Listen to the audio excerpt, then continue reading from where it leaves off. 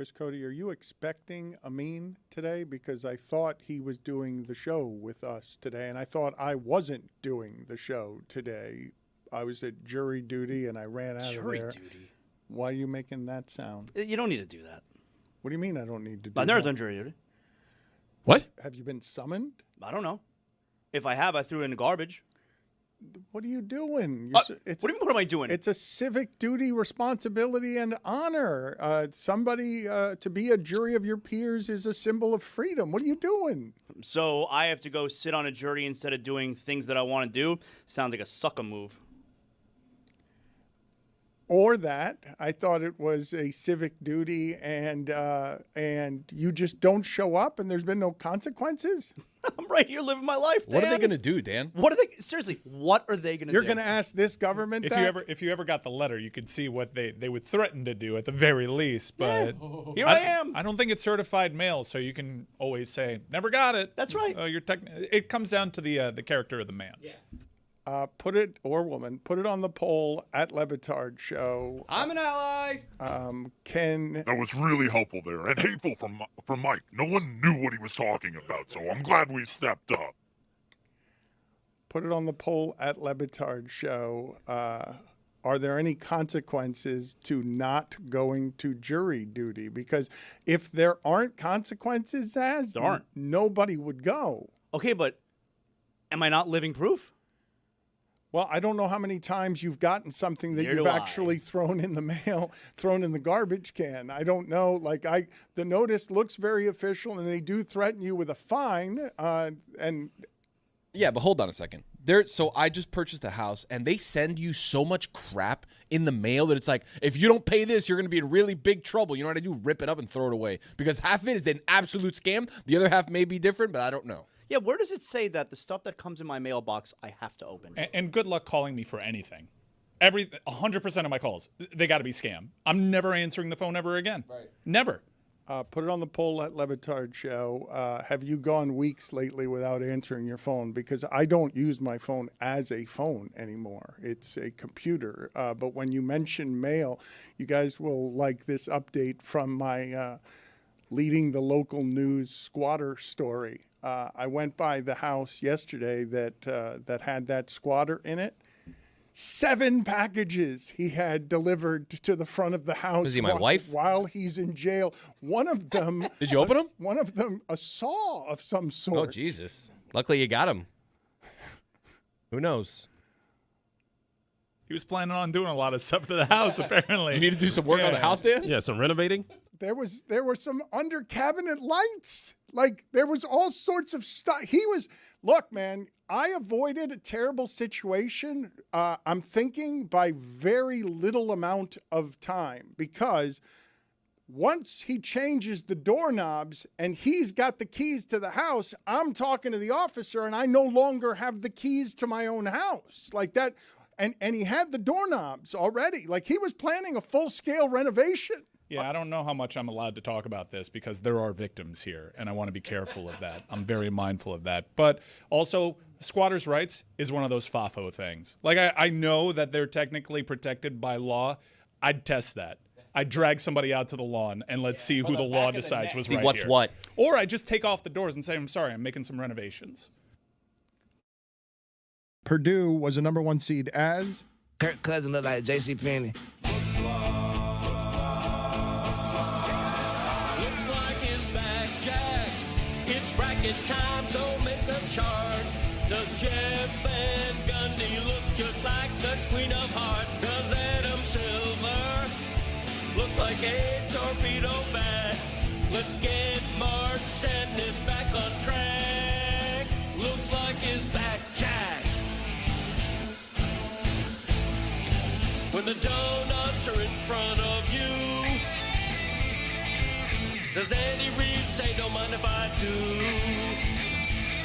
Adam Silver looks like a Q-tip thing, or frying a bag of onion rings. When Timmy laughs until he has, that's how you know that looks like his back, Jack. Let me hear you say. Looks like his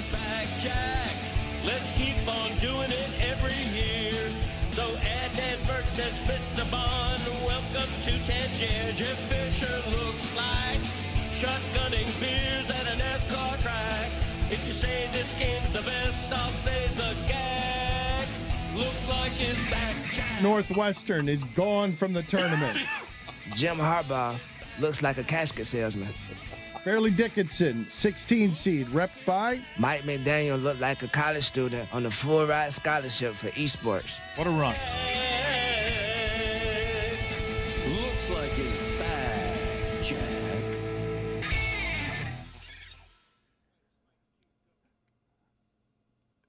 They were down 4 points with 52 seconds left. I really fell in love with that basketball team because of how tough that basketball team is for the University of Miami. And they end up losing to Purdue. And the reason they lose to Purdue, Zaz, is because while they were going 1 for 8 from 3 at the start of the second half, Purdue's shooting 75% from 3 for the second half after losing their three-point shooter to an injury.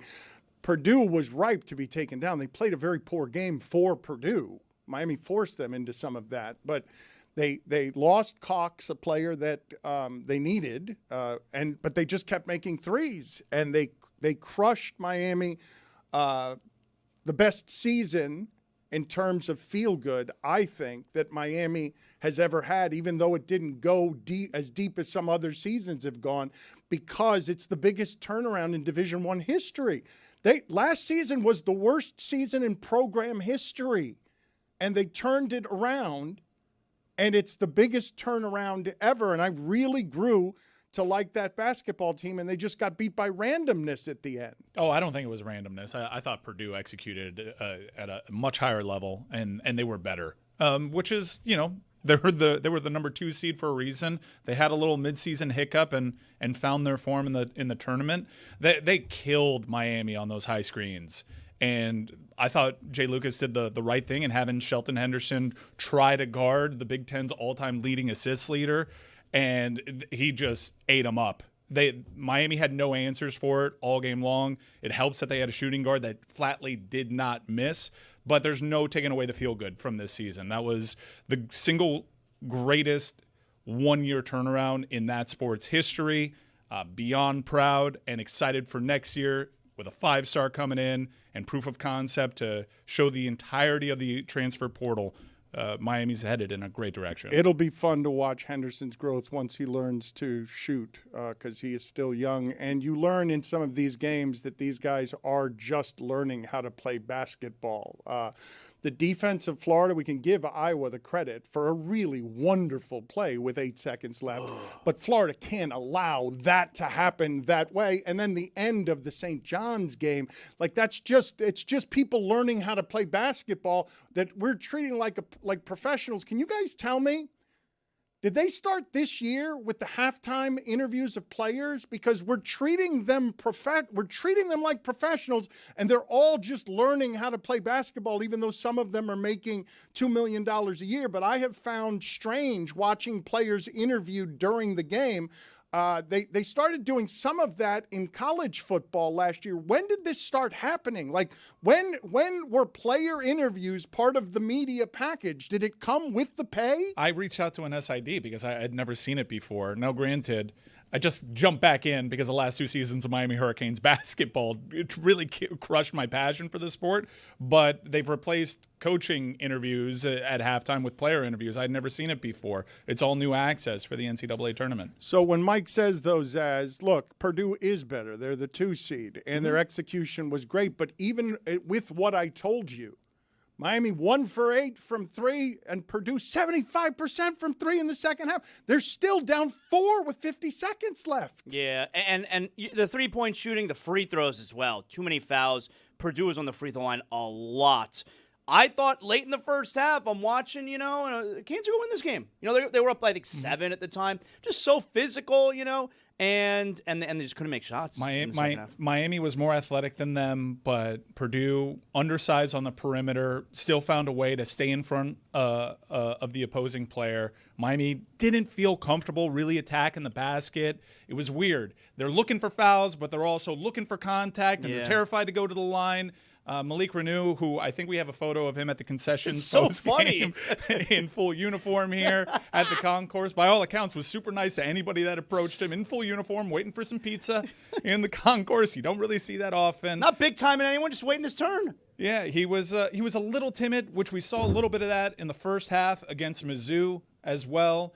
I think ultimately just ran into a team that's better, and this is year one with Jay Lucas building. It's a bummer, but Purdue kicked their ass in that second half, and I think at a certain point you got to tip your hat to the opponent. That first 6 minutes of the game against Missouri was brutal. It was a brutal stretch of basketball. Miss, clank off the backboard. Missouri would get it, turnover. Miami got it, clank off the backboard. Missouri got it, put it in the stands. We knew what this Miami team was. It was a muck it up kind of team. They're not a fast-paced team. They're not a team that can shoot. And you talk about it, Dan. 1 for 8 in the second half, and they went 75%. Whatever that was, it was that's the game right there. It makes it really easy to play basketball when you can shoot threes and the other team can't. I felt a little bad, too, on Friday night. Now granted, the game was in Missouri, so you're going to have a Mizzou crowd there, but there was no one there all weekend for the Canes. There were no Canes fans there. Zero. That's why it sucks that they put it in St. Louis, and the next round would have been in San Jose. You didn't get a break from that perspective. But again, they ran into a team that kind of kicked their asses in the second half. You wear it, and then you get super excited for where this program Purdue's is going. always in the Sweet 16. They're really good every year. They played a really good team yesterday. They get beat by a bad team in the Sweet 16 that goes on a run, or they get beat early. That's their MO. They always lose early. This is the second time in history that everybody in the Sweet 16 is represented by a power conference. Oh, really? Yes, and the previous time was last year. Texas and Iowa are your Cinderellas. It's a little bit different. No, you can't call Texas Cinderella. You can't do that. One of the other great teams in Miami history, the Tim James team, also lost to Purdue. Gene Cady. I was not aware that Matt Painter, the Purdue coach, has coached the 21 years since Cady. I was not aware that Cady was gone for 21 years and they just simply replaced him. It's a little hard to replace the legend, correct? But he's just stayed there for 21 years. You guys have seen this Kelvin Sampson sound, right? Purdue doesn't have any preordained right to be as good as they are. And Kelvin Sampson was giving some sound for Houston where he's explaining that they're good despite what is, in today's day and age, the biggest handcuffs you can have in college sports. We have a very poor athletic department. We're poor. We're poor when I got here, and we're still poor. We probably have the lowest budget of anybody in Power 4, and the way our recruiting is going, we have to stop at some point because we don't have enough money to keep bringing in really good players. And that's not easy for us to do. People ask about recruiting. Teams that have the best recruiting classes usually have the most money. That's the way it is today. That's simplified. In case you heard the loud thudding sound about 90 seconds ago, that was Amin trying to sneak into the show quietly and dropping his computer on the floor.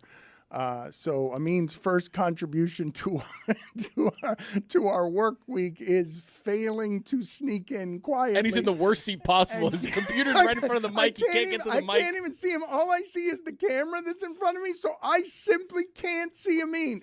The camera that's in front of me. Got that obstructed view. No, it's not just an obstructed view. It makes it look like the camera in front of me has a human body and is wearing a sweatshirt, but the camera's right where Amin's face is, and it knocks out the entirety of his face. So I can't tell while I make fun of how he walked in. I can't even tell if he's laughing or if he's bothered by this, but he is indeed in the worst seat. I'm the spaceship from 2001, A Space Odyssey. Hello, Dan. You're having a wonderful show today. You just made it better. Thank you for being here. I want to update our tournament some because I got to get rid of a whole bunch of teams, but I don't want to just skip past what this University of Miami season was just because they lost at the end. We don't get many opportunities to sell. This would have been, in the last 5 years, their third appearance to the Sweet 16 if the last 50 seconds had been a little bit different, and sandwiched in there is the worst season in program history. And you don't get a lot of opportunities to have someone knocked out a little earlier than you'd like and still do the craps roll thing of good season, good roll, good season, hell of a run, because what they did was really impressive to watch. And I really just found myself enjoying the way they played basketball because they played so hard. Like they were clearly trying all the time. Let me ask you this question before we get to our tournament. Dan, are you like me? I had to learn to like this style. Because obviously, I'd prefer making free throws. Nothing makes a sports fan rip their hair out more than a team that just can't make free throws. Yeah. It's like the easiest bit of banter that a sports fan can yell from the stands. Why don't they practice their free throws more? Yeah, make your free throws. I could not shoot. The game has evolved to a point that people shoot from the outside, but this is another reason why I've kind of gravitated to college basketball in that these teams have identities. We're in the pros. Everyone kind of plays the same style. That's one of the things I'm really enjoying about the tournament, too. Like, they'll take mid-range jumpers. They're using the floor, you know? Yeah, I don't have delusions of grandeur, right? I know what my team is. I had to get used to it. I'm like, all right, well, Jay says we're going to throw it at the shot clock and go get it and try to be more athletic and rebound these. That's who we are. Let's get a shiv and get after these guys. And this team made me adapt. I underestimated their talent, and man, thank God for them. Injected this program that felt a little lost after Jim Larinaga knew that the time was right to step away. I'm so excited for the future. I hope we can keep our coach. But this team was really, really fun. And honestly, it's so random. This was one of the best regular seasons ever. And Miami's not a joke of a basketball program, Dan. They especially in the 21st century, they have some bona fides. They went to an Elite Eight. They went to a Final Four. They've won this conference. They haven't won it in football. They've won it in basketball. You mentioned you're hoping that they can keep their coach. I mean, we'll probably learn something today or tomorrow about Hubert Davis and UNC. I think they're going to get rid of him. You're not worried that Jay Lucas, he's been a head coach, not just in Miami in a Power 4 school. No, but, I mean, he's been a head coach 1 year in his life. Like, UNC can't hire that. Bon voyage. A head coach for 1 year Bloodlines, can become baby. the head coach at UNC? Bloodlines. He's the son of John Lucas, man. He's been coaching is in his blood. He's been a coach his whole life. They're gonna say all those things. Do you think it stops him at all that he went to Duke and wouldn't want to coach at North Carolina? That he was a Duke guy? I understand it's a great job. I understand that. And one of the reasons, by the way, Mike, that I bring up the randomness of some of what happened, because the Hurricanes had three halves where they shot threes well and then didn't. But Miami, when leading at the half, was 18-2, and Purdue had only won 2 games all season when they trailed at the half. That was the third one all season that they won after they had trailed. But what do you think, Amin, or the camera that seems to indicate that Amin is here? You think that Jay Lucas would forsake Duke? I mean, that is the job that you would do it for, but it's also the job that would test that allegiance the most because of how much Duke and North Carolina hate each other. Like, if you're going to betray Duke. But he's not a Duke alum.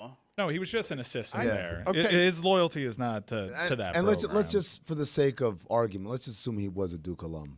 There's only a handful of these jobs that are on that level, right? It's North Carolina, it's Kansas, it's UCLA. Kentucky.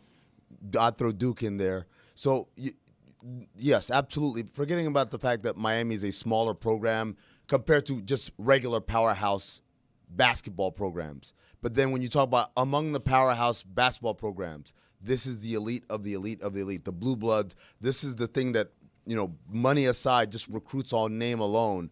You can never pass off that job if you're at Miami or any other kind of smaller program like that, unless you thought that the Duke job could be available, but it doesn't seem that way with the job that John Shire has been doing.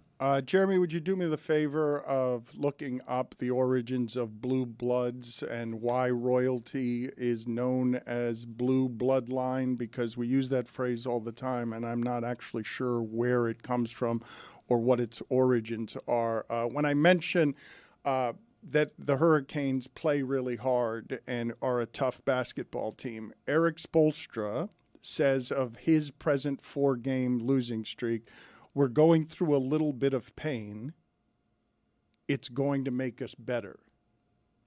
Is it?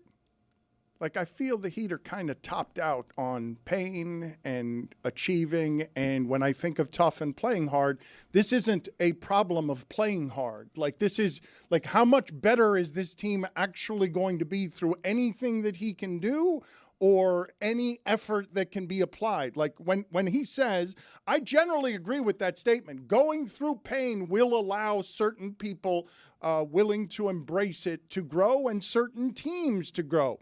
But how's this going to make them any better, losing on a tip shot there on the day that Kevin Durant passes Michael Jordan on the all-time scoring list? It's a classic Spoism is really what it is. Doesn't mean it's not true, but it's a classic thing that Eric. Well, I think it's not true, though. I'm saying it's not true. Like, I'm saying in this instance, they've suffered all the suffering that they're going to suffer. You're right, because as a result of the current 4-game losing streak, it's looking pretty likely they're going to finish in the 9-10 in the play-in, which, of course, means the best you could do is finish 8th if you wind up winning in the play-in. And no one's going to say, hey, remember when we lost all 7 of those games? Because they're going to. All 7 of those games in that stretch after the 7-game win streak against good teams, it helped us. Like, we're better off for it. Well, no, you just lost in the play-in. Like, your season's over. They're not going to be better for it. Well, but one of the stats, though, that lets you know that their effort is sort of maxed out, as is their achievement, is the quote that he says, our defense for the season is top 4, top 5. But against playoff teams, it drops out of the top 15. Because they're doing the most they can with the people that they have, and this is maxed out. And it's going to lose to the better teams on the road. Isn't that how all stats work, though? You beat up on the bad teams and you do No, the decent good against teams are good against the good teams, too. But I would bet even they are better against the bad teams and just do fine against the good teams. Right, I'd like the Heat to do fine against the good teams. They've beat the best team in each conference, for what it's worth. Okay, but like Spo just said there, their defense is completely average, 15th. When they're playing the good teams. I mean, they got some good wins. That's not bad. Like, that's the point. Like, if you said, but they're elite against the bad ones. Yeah, that's what makes an elite defense. Every season-long stat is built on the corpses of all the bad teams you beat up, right? And so if we were to create the ultimate strength of schedule where the Heat only play the best teams all the time and never play the bad teams, and you told me they're 15th as compared to everyone else's defense who get to play the bad teams, well, then that's pretty good. I mean, I'll ask this out loud. I don't know the answer to it. The Heat are playing the Spurs tonight on national TV, so I'll use the Spurs as an example. Do you think all the Spurs numbers are just average against the good teams in the league? No, but it's probably significantly better. There's a reason why the Spurs have like the 3rd best record in the league. Yeah. I don't think anyone is saying this is one of the best teams in the league. We're just saying that, hey, being 15th against all the elite teams, not bad when that 15th comes in the context of everyone else's rating includes playing bad teams. And so, the idea here is you guys are like, oh, they're going to end up 9-10. They're a game and a half behind 5. I know, but in this stretch here, they have 3 more games tonight, San Antonio, back-to-back against Cleveland. Like, they're going to lose 7 in a row. Minnesota went to Boston yesterday and without Anthony Edwards, and they won. I was like, there's no chance. There was no chance. They went on and won that game. Like, there's no foregone conclusions. About 2 weeks ago, we were making jokes about the Atlanta Hawks have been 500 for the last 5 years. And now they're on like a 12-game winning streak. A week ago, we were talking about the best records post-All-Star break. The Heat and the Magic were on that list. But then a 4-game losing streak, it changes it. But the standings are so condensed. Jimmy, you can't say in the background. The Heat are sitting in 9th in the Eastern Conference. Like, you're making some great point about the Heat. They're 9th. Yep.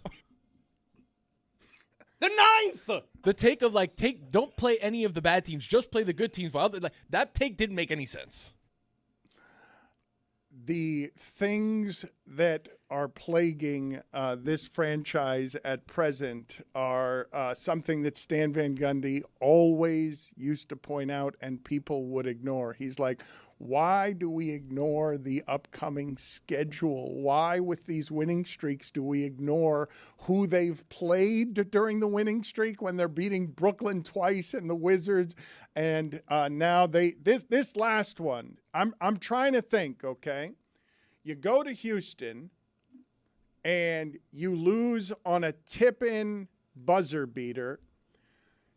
you are a team that has blown 33 double-digit leads since last season, more than any other team in the sport, and yet that one felt worse to me than anything that I could remember outside of that Utah loss at home this season, because when you lose at the buzzer and you're reeling and you've got tough games coming up, I'm trying to think this season, regular season, give me one that hurt the way that one did, where you're playing a team you know is good, you're trying to get right, you're trying to get better in the middle of a losing streak, and you make the stop against the guy who's now fifth passing Michael Jordan on the all-time scoring list, but a tip-in beats you. Well, but also, you got to leave out the worst part of it is the possession right before it was a miracle. The Heat have no timeouts,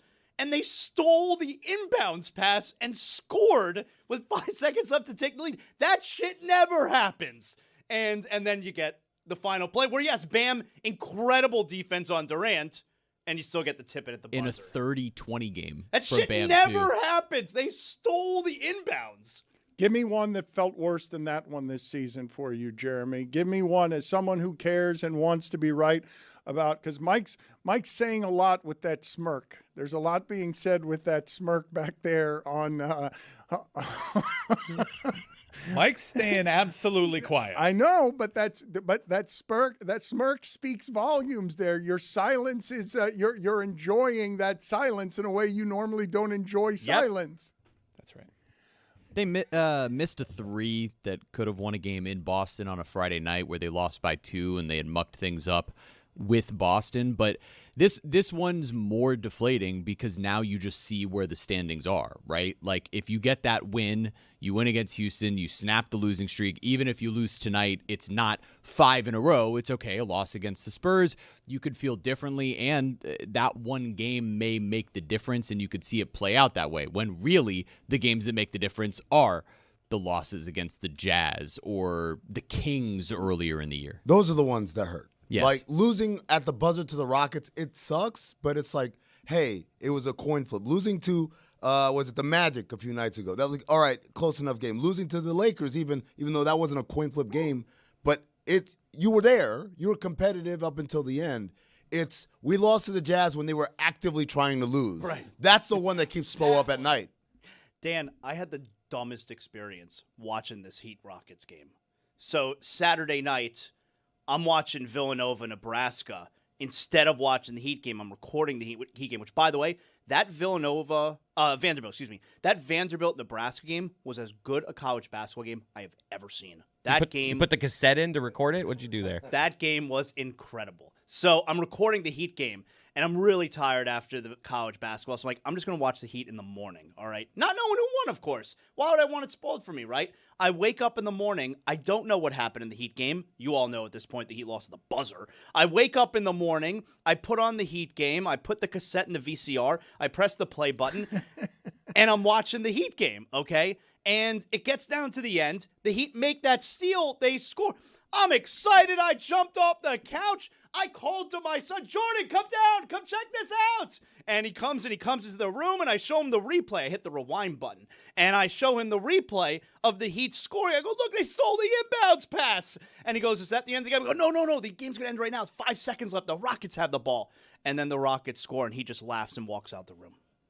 I just realized at the end of the story, you tape games without the knowledge of what happened in the game? You tape games and get the knowledge and then watch it? Yes. No.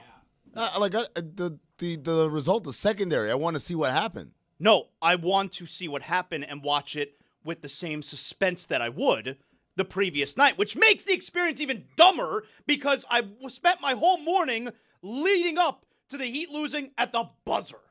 You avoid the news and avoid everyone? Yeah.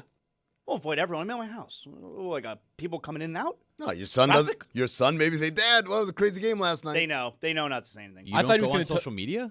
No, I stayed away from it. I thought he was going to tell you how they lost anyway. And then before it actually happened, and that crushes you. That's what I thought was going to happen. Why would I record a game, know what happens, and then watch it? Especially if my team lost at the buzzer. to find out how it got there. No.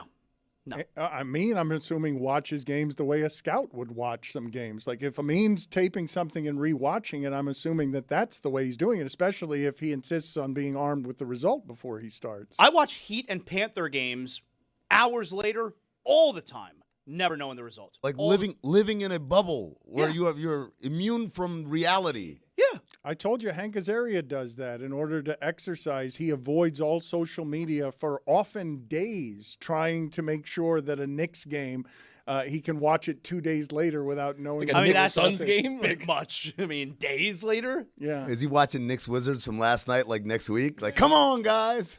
I have a couple of questions, though, for you, before I update our tournament real quick. You mentioned that Celtics loss, Jeremy. Two of those, again, I'm going to say it again. The Heat have blown, since last season, 33 double-digit leads. It's more than any team in the sport. Two of them are against the Celtics, who can erase leads quickly because of how they make and take threes. 22-point lead against the Celtics, 19-point lead against the Celtics. What do you make of that, Amin? Like, what is that? Is there something telling about that? Well, you could argue you got to be good enough to get those double-digit leads. That's a good point. If you were a bad team, you wouldn't be good enough to be up double digits in order to blow the double-digit lead. No, look, this is the part where Mike being smug, I'm like, I don't get what your point is. They should have a better roster. No shit, we all know they should have a better roster. But again, my point has been consistent against Mike for the last couple of years. You act like it's a choice. They're like, no, this is good enough. Well, most of the time it's not. It's you're trying to actively improve your roster with other trade partners who are not willing to go along with what you want to do. No, I'm not saying ever that they chose this. The one thing that they are making an active decision against is, packing it totally and we got no shot, let's tank. That's not what this organization does. I have to, as a Heat fan, I have to understand that. No, they're not that good because they failed in the pursuits of upgrading the roster. Yeah, and I feel like his smugness is at Jeremy because Jeremy thinks they're good enough. I'm not smug. The season's playing out the way that we all thought it would. Well, most of us thought it would after the trade deadline, where they kind of stood pat. They're a play-in team. I don't know. Maybe we can get excited depending on the matchup in the first round, but 5 games ago, Jeremy was demanding an apology, and well, that was also because Bam scored 83 points. No, but I also knew the schedule. Like that's a real tough schedule against teams that are better than them, and that's played out. And now they have Wemby. I'm not going to demand an apology. This doesn't make me happy. We'll go into the offseason, try to upgrade and play for the things that this franchise typically plays for. What do you do, Amin, with the fact that Norman Powell is now coming off the bench? He's got a totally redundant skill set and stats as Tyler Hero, and he's saying, look, I'm a starter in this league. I'll do what they want me to do, but in terms of making them better, he's not making them better if all you're doing is the redundancy of Hero will get the numbers or Powell will get the numbers, and they're going to be similar numbers. Yeah, that's a tough part when you have redundancies. Like, is it the role or is it the person? And the reality is, Spo's always been a tinkerer. He's not a guy who's married to this is the lineup and that's it. So this is par for the course that guys move in and out of the lineup. It's par for the course, but that's an all-star that's on your bench. Sure. But it's not on your bench. He's just not starting, which is these are the semantics of basketball, right? Very rarely does starting ever have anything to do with them more than just the honor that I got to hear my name called. Every once in a while there are players that I remember we had this with Grant Hill when I was in Phoenix. Grant Hill, his second season with us, we're going to bring him off the bench and let Matt Barnes start. And what Grant Hill discovered is I'm 100 years old. I warm up before a game and then you tell me to sit on the bench. I lock up. And so now when I get back in the game, my body's completely cold and I couldn't do it. It had nothing to do with the ego of it. It's just that he physically could not go through the process of warming up, cooling down, and then go out there and be effective. But for the most part, what Norman Powell is talking about is the pride of being, hey, man, I'm a starter in this league. How can I come off the bench? And the reality is, hey, man, we're trying to make things work. We're trying to figure out something that works here. And, other than hurting your feelings, like Jeremy said, you're playing big minutes. It's not like you're playing 22 minutes a night. You're closing a lot of the times. So it's so what are we talking about? Just you didn't hear your name called? But moving forward, into next year, because Norman Powell is obviously going to be a free agent, you can't pay Tyler Hero and whatever Norman Powell is going to cost moving forward. Even if you could, you when wouldn't they're want the to. same guy. Even if you could. Even if like we have. No, I mean all, you could, Yeah, no, but you don't want to. Well, yeah, it doesn't make sense. Right, that's what I'm saying. So you can either do one of two things. You can either engage Norman Powell in a sign and trade deal and see what happens out there, or you say Tyler Hero under contract with a now a very decent looking number. Yeah. When he signed it, everyone lost their mind. Now it's like, oh, this is actually a really good deal. You go out there and you see what you can get for him. Absolutely, that's a prudent thing to do, but it's kind of foolish to sit here and say, well, I'm going with this guy or that guy. You got to see what the options are. Actually, the thing that they should have done, they should have had the foresight, and it would have been a balls move, but they should have had the foresight to say, you know what, we could sell really high on Norman Powell at this trade deadline. Like that's if they it would have been a balls move, but that's really what they should have done. It's a balls move, but you know what ends up doing? It sends a message that like we are not all in on competing this year. And like Mike, that goes back to what Mike said. This organizationally, the decree is we don't tank, we don't circle the wagons. We continue to fight, and no matter wherever it lands, we take our chances as long as we got a shot in the postseason. People felt the same way about Andrew Wiggins at the deadline, right? Which was you have a guy with a player option at $30 million going into next year. He never plays. And he hasn't played for the last 4 games. He's been their second best player this season. He's had a career year. He's been really, really good. And without him over these games, you've missed him as a wing defender and another offensive threat. Also, blue blood, it stems from Spanish nobility. So for the folks who did not have to go out and work, their skin was lighter, and you could see their blue veins, in turn, blue blood. That's interesting. I have a question for Dan, Jeremy, and Zaz. In that order? Collectively, you can answer it. Like I don't want to be a tanking franchise. Yeah. I don't. I think that there is a difference in one isolated year to know that, all right, we don't have it this year. Let's kind of pack it in, reassess. You can couch it by saying, let's develop some guys. I don't think that's tanking. If they looked at this year, said, we're not really going anywhere that we want to go, let's try to build up some assets. I think that's a mid-season evaluation that you make, and for the better of your franchise, you try to develop these other pieces. I don't think that makes you a tanking franchise. I really don't. I don't think that's counterculture. I just look at the success that they've had with the guys that they've drafted, where they've drafted them. Like I heard Tony say in the background, like, oh, it's a good draft. Every draft is like, oh, you can get this guy here, you can get this guy here. If you're drafting at 11th or 12th because you decided to tank after the deadline, I don't know the difference that's making for the Heat in particular from, say, drafting 15th.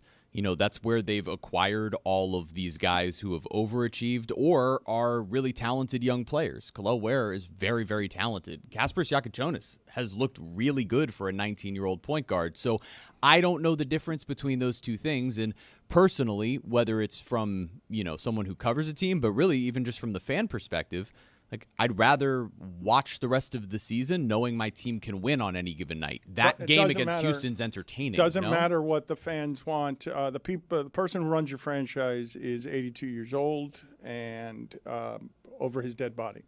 Like, he's not going to tank. Like, he's not going to spend this portion of his life trying to build something for 5 years from now. Like, he wants to see if they could do what they did against Giannis in the first round again, and he's going to be wrong, but this you got to blow out Pat Riley if you want to lose on purpose or if you're not going to try. Right, but I guess the disconnect for me is I'm not suggesting something that's an affront to your franchise's DNA. I'm just, rather than do this for 3 years, I'm saying let's do this for a couple of months and put yourself in position where you can be more aggressive this offseason and take into consideration the fact that you are 82. You're on a treadmill right now. Let's hop off. I think that's a quicker way to get to where everybody wants to go. I do wonder how much did the experience, because they have tanked before. Okay, they did in 2008. And I wonder how much the experience of it that resulted in Michael Beasley, which flat out did not work. Like, I wonder how much that changed their MO, that they're never going to do it again. I'd say it's something else. I would say that greatness usually doesn't have very much self-awareness about decline. Greatness has overcome so many odds that it always thinks that it can overcome the next ones. Like, I don't generally think that there's a lot of self-awareness where Pat Riley is saying, no, I can't do this. I don't have a chance because he's always had a chance. When he was a player, when he was in college, when in every role he's ever had, he's thought he's had a chance. Why would he be someone who would have self-awareness about my team isn't a team that can win when they won as an 8 seed against a 1 when it was Giannis? Isn't Blue Bloods the show that Stan Van Gundy watches like every Tuesday night on No, CBS? that's the CSIs and the Tom Chicago's. Selleck, right? Yeah, you got the mustache. No, I'm with Amin. He's definitely a fan of that too. Donnie Wahlberg. Tom Selleck. I think I saw JB on it. Jaylen Brown was on an episode. Oh, yeah? Yeah, I think so. By the way, I think we need to give Stan Van Gundy a shout out here because we all rolled our eyes last week when he told us the best shooter in the league is Luke Kennard. And Luke Kennard drilled that 3 at the buzzer against the Magic on Saturday night for the sent Lakers. Tony a video of Luke Kennard hitting the side of the backboard earlier in that game with a shot so from the good. corner. He also said that Bam Adebayo was like the 13th best center in the NBA. He did not say so- that. It was attributed to him by somebody here who betrayed You. him. No, I didn't do that. It was somebody. Sure. Scalabrini came up to Stan and said, "You said that because you guys lied to Scalabrini and said that Stan had said that."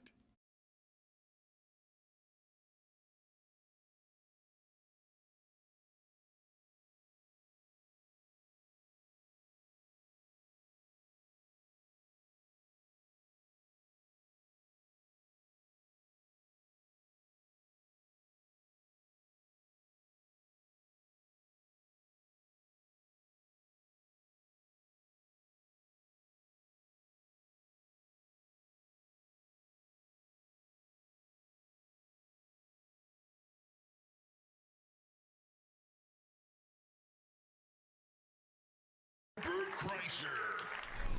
When you're taking your shirt off and using your body as comedy, you're going. That's Florida, bro. You're going maximum Florida, man. That's Florida. When did you decide to start doing that? When was it encouraged? When did that become your signature? The idea that you're up there just throwing your body at the people here in a tight pair of jeans, shirtless. I was. The jeans have gotten tighter the fat I've gotten. They weren't always tight. My daughter said Baby Walrus needs to move out of skinny jeans. I started doing it just to cheer myself up because you get on the road and do like a Thursday night and you'd be like, I got a whole weekend ahead of me. This is gonna be a long weekend. I'm missing my family. It's not sold out. So I would rip my shirt off and kill a beer to make myself giggle because I thought it was silly and to remind myself this should be fun. And then one night I was in Columbus, Ohio. I ripped my shirt off and killed a beer. And then something happened in the room and I forgot to put it back on. And one of the comics I respected was in the back and he was like, bro, you just did a whole hour with your shirt off. And how does this work with comfort with your body? Because not everyone can do that. You're the first to be doing that. Not everyone is comfortable enough with their size to be in front of thousands of people shirtless like that because it is funny. It's interesting because I have this reverse body dysmorphia. So like I heard a story, secret time. Obviously I'll tell you, but secret time. I heard a story that Chris Pratt was a fat kid growing up and that someone told me like he'll always be fat in his head. No matter how great of shape he is, he'll always think of himself as a fat kid. I was in shape as a kid, and so I do not see myself fat at all. As a matter of fact, I think in Razzle Dazzle, I look low-key jacked. I think I look better than I've ever looked. My shoulders, dude, look at my shoulders. You are jacked. Oh, yeah. You got some cuts right there. You see it there? I mean, I'm feeling good. I feel great about my body. The new Netflix stand-up special, Razzle Dazzle. Oh, look at that. Look at that. Bert, stop making those Never show faces. your belly button. Yes. Do that thing where you're Let's increase your female viewers. make your boobs move. This is a body you can get. Razzle Dazzle is the stand-up special. How old would you have to be? What is the age if I came up to you and said, Bert, you're not going to believe this, but the new movie, Machine, it's in theaters in May, and Razzle Dazzle, a Netflix special, is happening. At what point in your career, at what age would you have said, yeah, that's a possible dream? Oh, 50? Where I am. I didn't think any of that was going to happen. Listen, I got to be dead honest with you. I shot Razzle Dazzle in November, And I'm used to the Netflix specials, but with the Machine movie, that was sitting on a shelf. They weren't doing anything with it, and they weren't going to release it. And it wasn't until I leaked it on Rogan that it got life. And so ever since it's got life, now it's got real life. And so I didn't think the movie was ever going to come out. Dan, Bert's got me feeling confident. You know what? I'm going to join you, Bert, taking the shirt off. Wow. I love it. I love it. Well, I'm going to have to do it too. I too was ripped when I was younger, Bert. Have to do it. Let's all be. Come on, bros. Oh, man. I don't really want to do Round the this, horn. but- Stu, you're looking good. The man-o-lantern. Thank you. Okay. Oh, my Dan, God. we're doing it too. Dano! Years. Take the uncomfortable. top off. Oh, jeez. All right. You are allowing us to be more comfortable with our physical Okay. appearances. I have to take off my nipple stickers. He's a pioneer and an icon. Oh, look at Dano. Yeah. Mr. Nipple. Oh, Perfectly. do this Sorry, to I missed everybody. it. I don't know. It's like a Cold in routine. here. Yeah, Because it is reverse body cold in dysmorphia. here. It's a reverse It's a body really dysmorphia. weird time for Jessica to come back yeah, I into was the room. Jessica. Perfectly Do not walk in here. Hey, Jess. You like it, Bert? Get out. Beautiful. Thank you. Absolutely beautiful. Thank you. Why So are you you. massaging? Andrew Luck making an appearance there. Bert, I do want to know when you were partying, the top partier at the #1 party school in the country. What did that look like? You're looking at Marijuana in the afternoon. Yeah. Around 4. Simpsons, fried chicken, and a lot of cocktails up until about 2 in the morning. Then back to my place. Goat Campbell around 3 in the morning. Joint set on the Seminole Head. I love you. And not a lot of sex, just dudes. The best 6.5 years of your life, Bert. How much public nudity was there? An aggressive amount. This is back before that was considered assault. You can't do that. You shouldn't be. Publicly nude is probably a bad idea, but this was a different time. I'm feeling assaulted right now in this room. I took a dump on a pizza box to win an election. Like I was totally naked. Like this is back when that was called provoking. That is a great sentence. I took a dump on a pizza box to win an election. By a landslide. I won by a landslide. I mean, that was Trump's platform. What can you tell me about being moved, performing in front of so many people? Because the crowds now where you gather are enormous. They surprise me even as funny as you are. I'm telling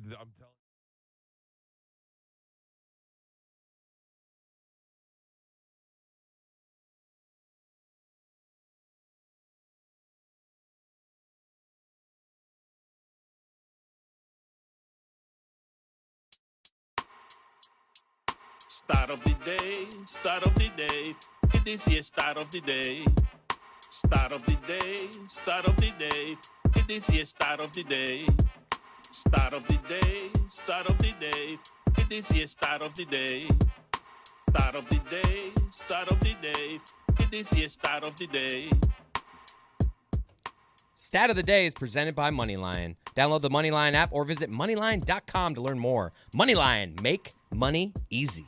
Today's NCAA stat of the day is Duke has never won a national championship without beating St. John's somewhere along the line. Really?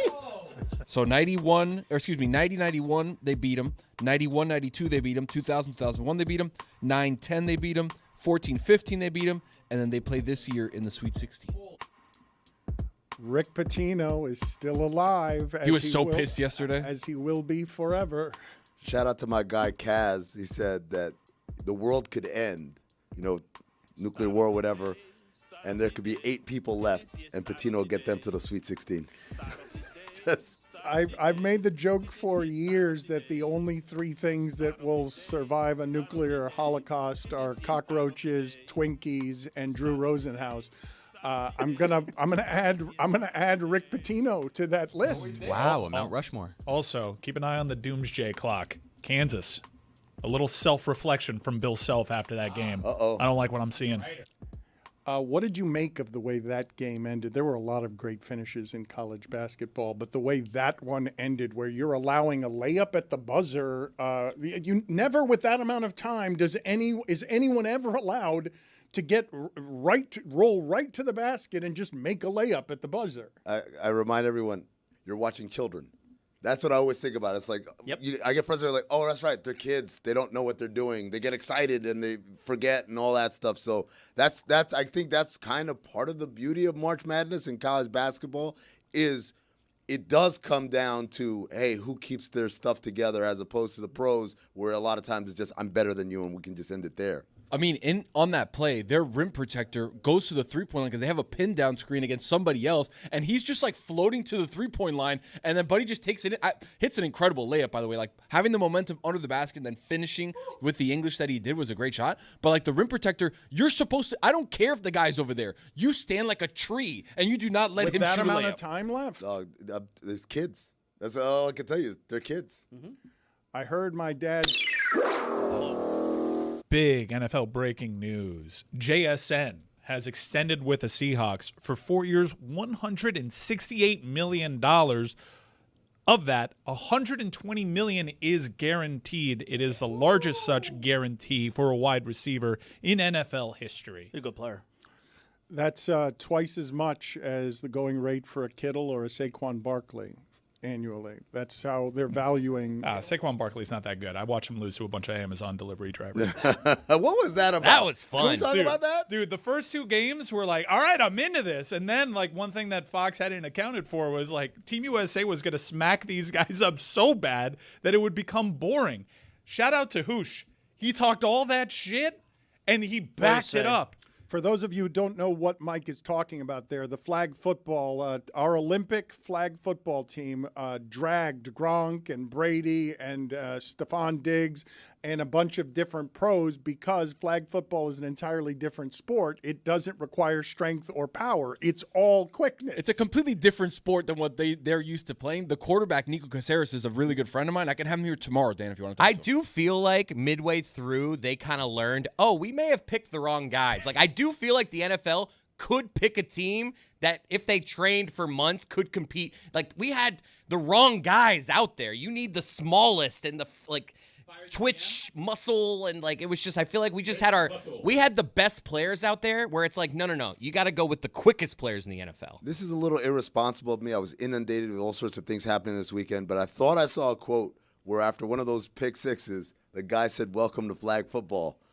He did. It was on Jalen Hurts. Yeah, he did. It was Logan. Was it Logan Paul? Ironically enough, Logan was one of the best selections that the Wildcats made. There was a Wildcats and the Founders. I got to tell you, I had the chills watching Tom Brady, who was watching sidestep, him running out of the locker room after the NFL guys got their asses kicked, and you could see, all right, competitive juice is forming. I don't know why we're playing Jalen Hurts. Stop playing Jalen Hurts over Tom Brady. Brady was better than Jalen Hurts. Tom Brady. Can we just digest that?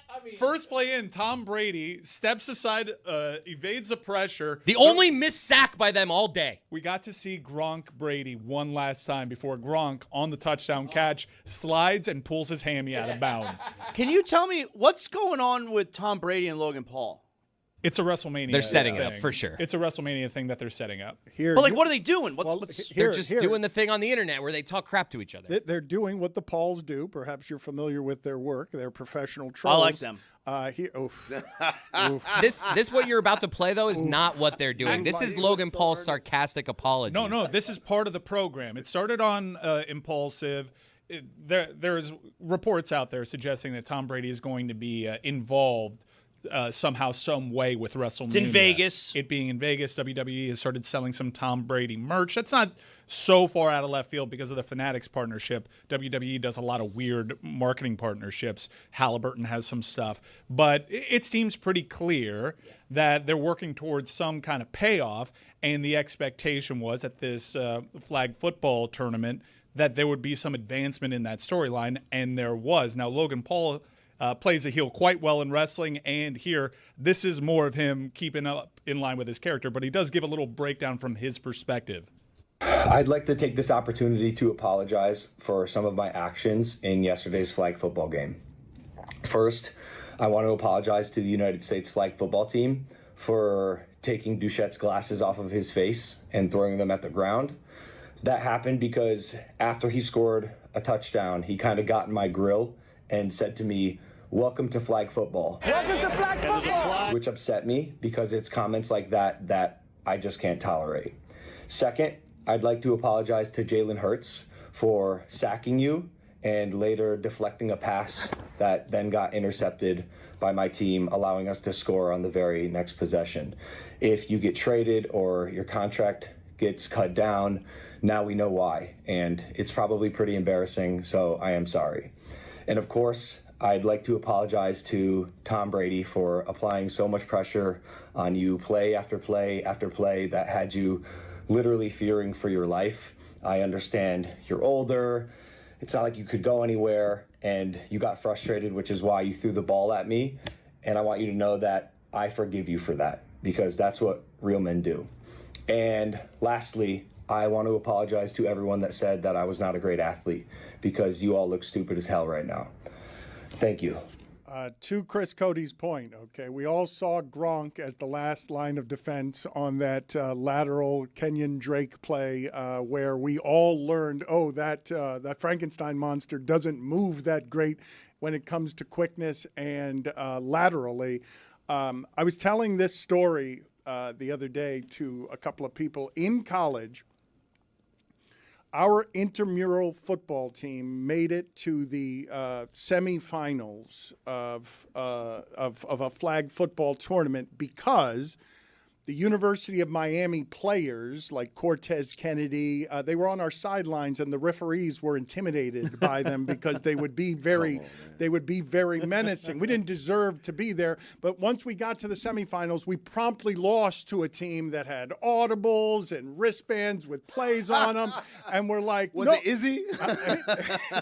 We're like, nobody's going to beat that team. That team's going to obviously win. That team got smoked, okay, by a bunch of Asian kids from the business school, one of whom actually came to the game with a briefcase because quickness is all that matters in flag football. Like that, and their quarterback, the guy who came out with the briefcase, they had two rushers and they couldn't get it. Like when they had two rushers, and so your friend Tony is probably impossibly quick. He is very quick, but has a great arm. You could see he was leading throws. He was putting the ball in excellent places. He's not even QB1, by the way. Like I think he's made the determination that after playing against NFL, quality guys, he's QB1. Some of the throws that he was making were incredible. He was like 11 for 11, like midway through like game 3. But Hoosh also plays quarterback, and he's far more twitchy than like almost anybody else on the field. But Tony knows these guys because it was really funny. The coaches were wired for sound. Team USA's head coach is a Miami guy. Yeah. And you could tell right away when someone was screaming "Oye" to get people's attention. He also doubles up for Team Cuba in the flag football world, which I'm gonna try out for. Wait a second, man. Hold on. What? But Cuba from Miami. No, but he get for both teams. Well, no, this is the offseason. This is Worlds, though. This is different. This is the Olympics. I mean, come on. This is amazing, man. Have you ever lost to anyone with a briefcase? No. I just said briefcase ass. Dan, that would traumatize me for life. That like I got my ass handed to me by someone with a briefcase. It was so abundantly clear that this is just a different game, and Bob Saleh did not have any answers for it. They didn't know the rules. They would like anytime one of these twitchy Team USA dudes would come by there, they would just grab them, which is against the rules because they don't know how to pull the flag. It was really tricky for them, and I realized like, man. Hoosh Doucette and Team USA, like, they know what they were talking about. Totally different sport. Hoosh is probably more likely to be effective in the NFL than Mahomes is in this sport because it's just a totally different thing. The Bengals could not have enjoyed watching Joe Burrow play that game. No. He was a crazy person out there. There were 4 or 5 plays where it's like, oh, he could have got seriously hurt right there. Like, I bet you that their owner was probably like, he's off-season, let him do his thing. They probably didn't put much thought into it. I guarantee you they regretted that instantly. Before we update our tournament, when I heard my father's voice there on the stat of the day, it reminded me of a story that my mother just told me about the end of that Lakers Heat game the other day. Doncic, just crazy how good he was in that really game. Good. And just crazy how good LeBron still is. That doesn't make any sense. There has never been a human being like that in the history of Earth. Like that has never existed before. The idea that he could have a triple-double as the oldest player in basketball. It's just insane. But my father was complaining because there were Laker fans in front of him. And he was yelling and screaming about the fact that he couldn't see the last 5 minutes of the game.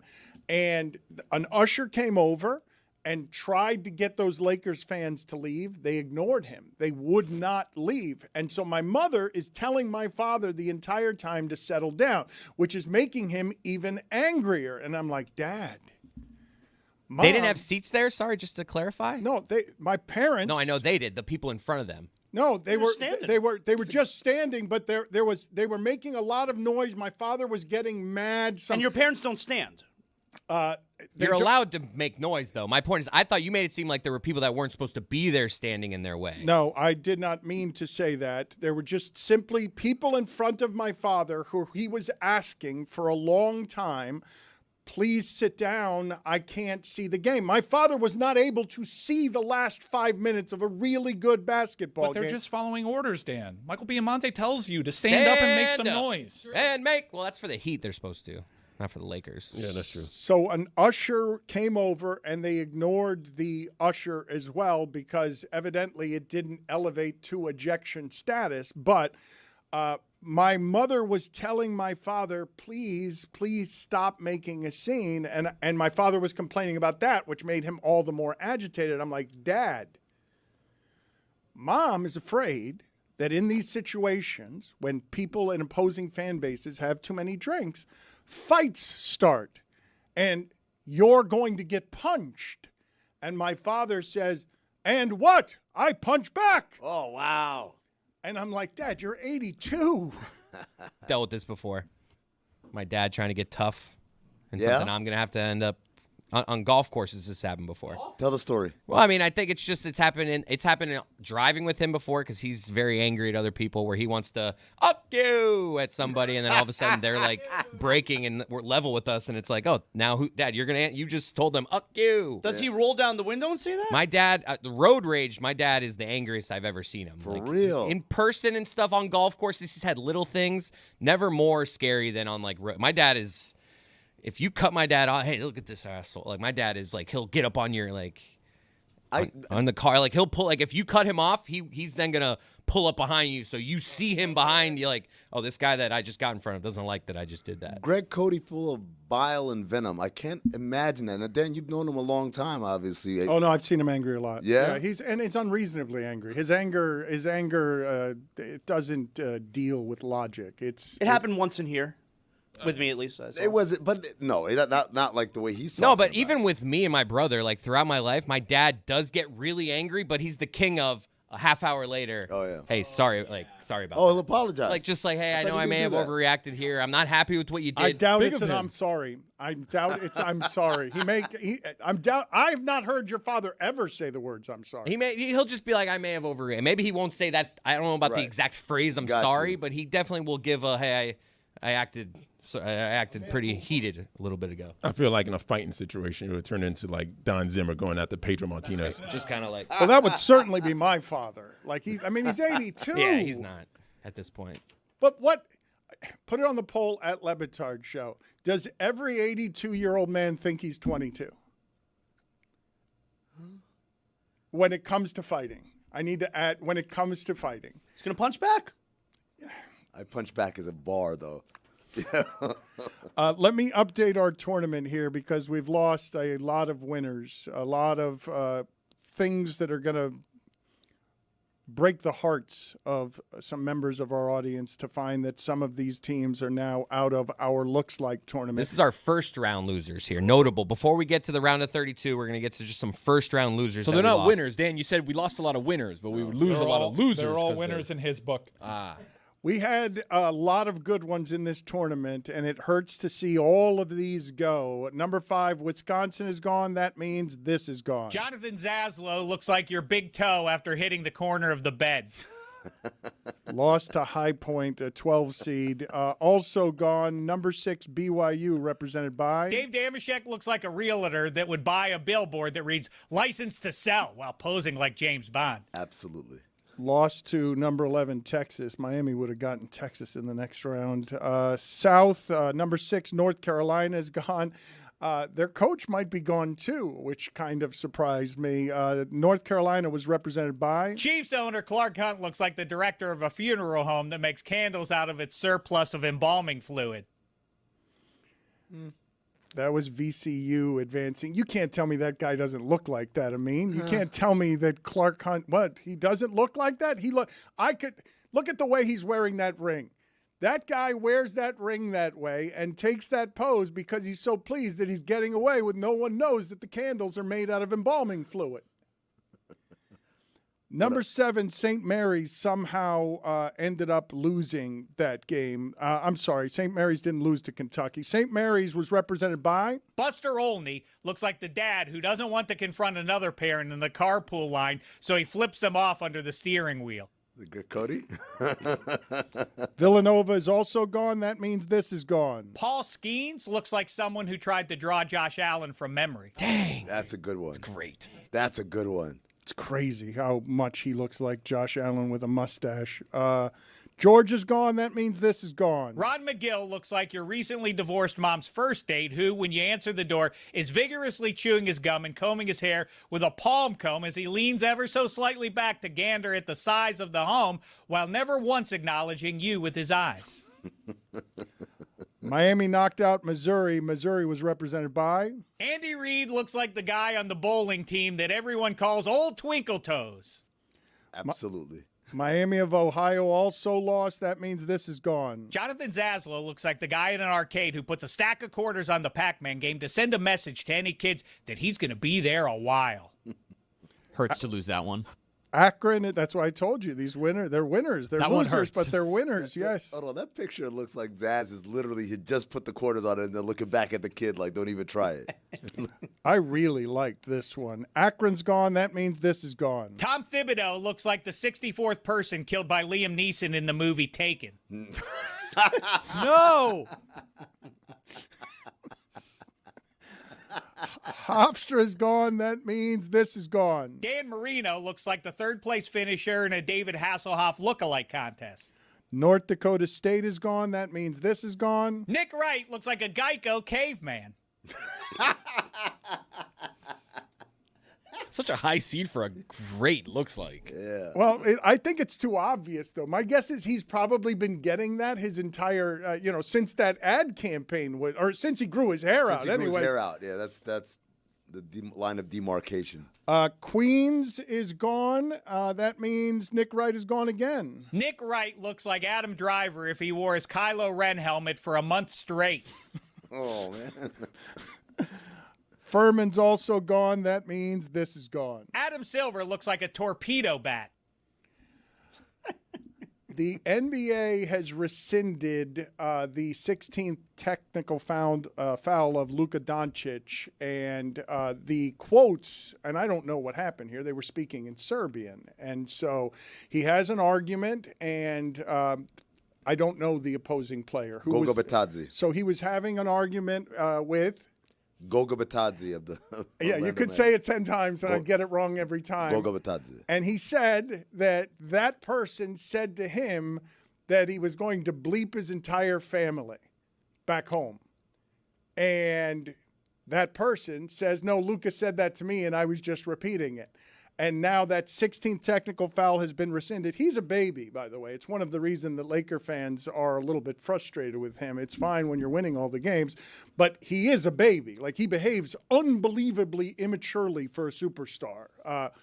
Unlike, I'd say, just about anybody, right? The 16th technical foul. He's the worst in the league.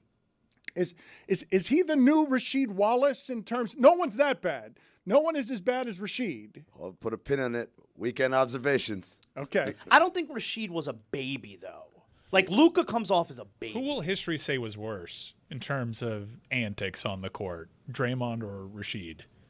Oh, Draymond. Rasheed wasn't a dirty player. Yeah. No, I mean the antics. But the antics of Draymond were all directed at opponents, whereas Rasheed's antics were directed at officials. Mm-hmm. Like, it's just my entire life, Rasheed's kind of been that gold standard, and I'm suggesting maybe we move to Draymond? The distinction that I was making, right? The reason I went to Rashid and just bypassed Draymond is because Luka's just going after refs all the time. It's the same thing that Zaz was just saying. But Rashid had a temper problem as it related to refs. I think Rashid was worse. How many? Can you tell me, Jeremy? Don't do it. Don't do it. Weekend observations, please. So I can't ask whether Rashid is the leader all time. Don't look up any information. Fouls? Okay. Don't look up any information. All right. But I will tell a fun Rasheed Wallace story, because even though he got a lot of technicals and was really, really harsh with the refs, there was a game we're playing up in Detroit, and Rashid is just running commentary. Every cuss word under the sun. Go back to lens crafters. Everything. He's doing the whole thing. So Amari goes up. He gets fouled. They don't call it. He misses the layup, and he goes, up, right? Tee him up. And they're like, what was that for? It's like, disrespecting the officials. Like, Rashid has been doing stand-up the whole game. And I swear to God, the ref said, yeah, but that's just how he talks. It reached the point, no matter how many technicals he got, it reached the point where this is like a humdrum for them. They just kind of glossed over it, and he had to really go above and beyond to earn his technical foul. Well, and that happens with Draymond, too. Like, the reality of it is Draymond, and it sounds like Rashid did as well, no one gets more tolerance from the officials than those guys. It's a volume game for them. It's kind of like you with jury duty. Like, what are they going to tell you? What are you going to do? Nothing. What are you going to do?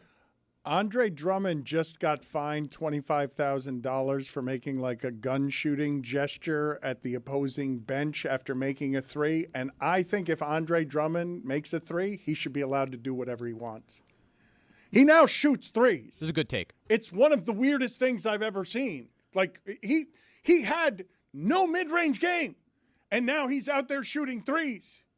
Explain to me what's happening there, basketball expert. Explain to me how it's possible that Andre Drummond is now someone who shoots threes. Oh, he's been working at it. He's been working at it since he was in Detroit. It never translated into games, and now he's finally got to a point where he can catch and shoot. But again, it's one of those things where if you're playing them, you're like, all right, let him shoot the three. Is he the player who it's the most shocking that you've ever seen, that all of a sudden now he shoots three-pointers? Manute Bol was weird because it was first. But he always did. Yeah, but it was first. I'm watching a 7-7 guy shoot threes, and it was confused. Like, that's the first guy I think of when I think of what the hell's he doing all the way out there. Like, yes, that is all he did. I'll tell you, to me, it's one of the greatest triumphs of player development. It's Derek White. Because Derek White was on the scouting report, leave his ass wide open. And for him to go from, we don't even worry about you at the 3-point line. That was Jason Kidd, too. Jason Kidd wasn't doing step-back threes. Like, Derek White shoots threes like he creates threes like a guy who's been able to hit threes all his career. And in reality, 5 years ago, he was, we don't guard you. Mm-hmm. We run the other way. I can't, right now in the league, I can't think of anyone else who's been better in terms of that. That's such a great shout. He went from a dude that I was happy to have the ball in his hands to, this is one of the 100 greatest basketball players I've ever seen. Jason Tatum has returned, and Tracy McGrady says the Celtics offense has not been the same since he came back. You mentioned earlier, Amin, that they lost to Minnesota at home without Anthony Edwards. Mike Ryan and Jeremy were saying that Jason Tatum would come back and make them worse. I don't believe that that's going to be the case in the playoffs. I don't believe that adding Jason Tatum is going to be something that makes that team more less playoff savvy than it already was. Solid misrepresentation of what Mike said. All right. See, that is not my voice. That's you talking as me, as for Well, I'd like you. to talk for myself because you spoke for me and you totally miscategorized it. No, I said talk to the monologue. I said that there would be an acclamation point for them, which was the most obvious thing, and I was attacked for like the most obvious take. Yeah, and also I saw the schedule. I cheated. I looked ahead. And they had some difficult opponents. Now, they've been playing pretty well and winning the games that they were supposed to. Last night was a change in that. 92 last night. Yeah, last night was a change in that, no doubt. But the way that Jason Tatum plays would naturally suggest that he would demand that you reacclimate a little bit I'm sure they can figure it out in the postseason. We'll see if they end up running through the East. I remain skeptical of that because I just think the East is better, and it's not the foregone conclusion. But this is what is the most obvious thing in the world to me. He's been shooting, like, we have 8 games now, okay, which still, it's not a lot of games, but he's been shooting very poor since he's returned. Very poor. Yeah. And as a result, if you have a player who now you are including in the lineup who's taking 17.5 shots a game and shooting poor, yeah, like, those are 17.5 shots that weren't being shot 39%. Yeah, I mean, but I think the idea is that, hey, he's got to get this out of his system now. That's why he comes back in mid-March as opposed to the last week of April, is so that we have a whole month and a half, 6 weeks of get all the kinks out your system, get the rust off. By the time we get to the playoffs, and hopefully for them, they're going to be in a position where they don't have to wait to see who they're going to play. They'll know who they're going to play, so basically a 3 seed. That gives them all the opportunity in the world to prep and get ready. To me, this is a no-brainer. You think they could drop to 3? Yeah.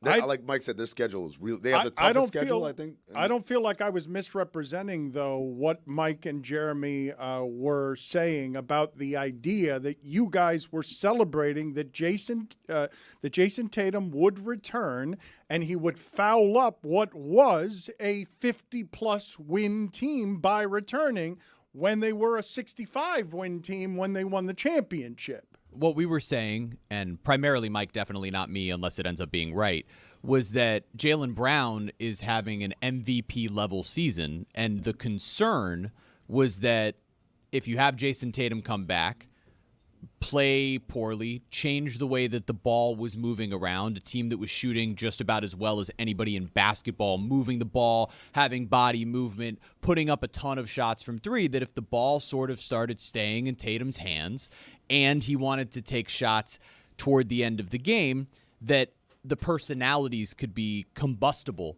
because you have Jaylen Brown who tweets like a wide receiver.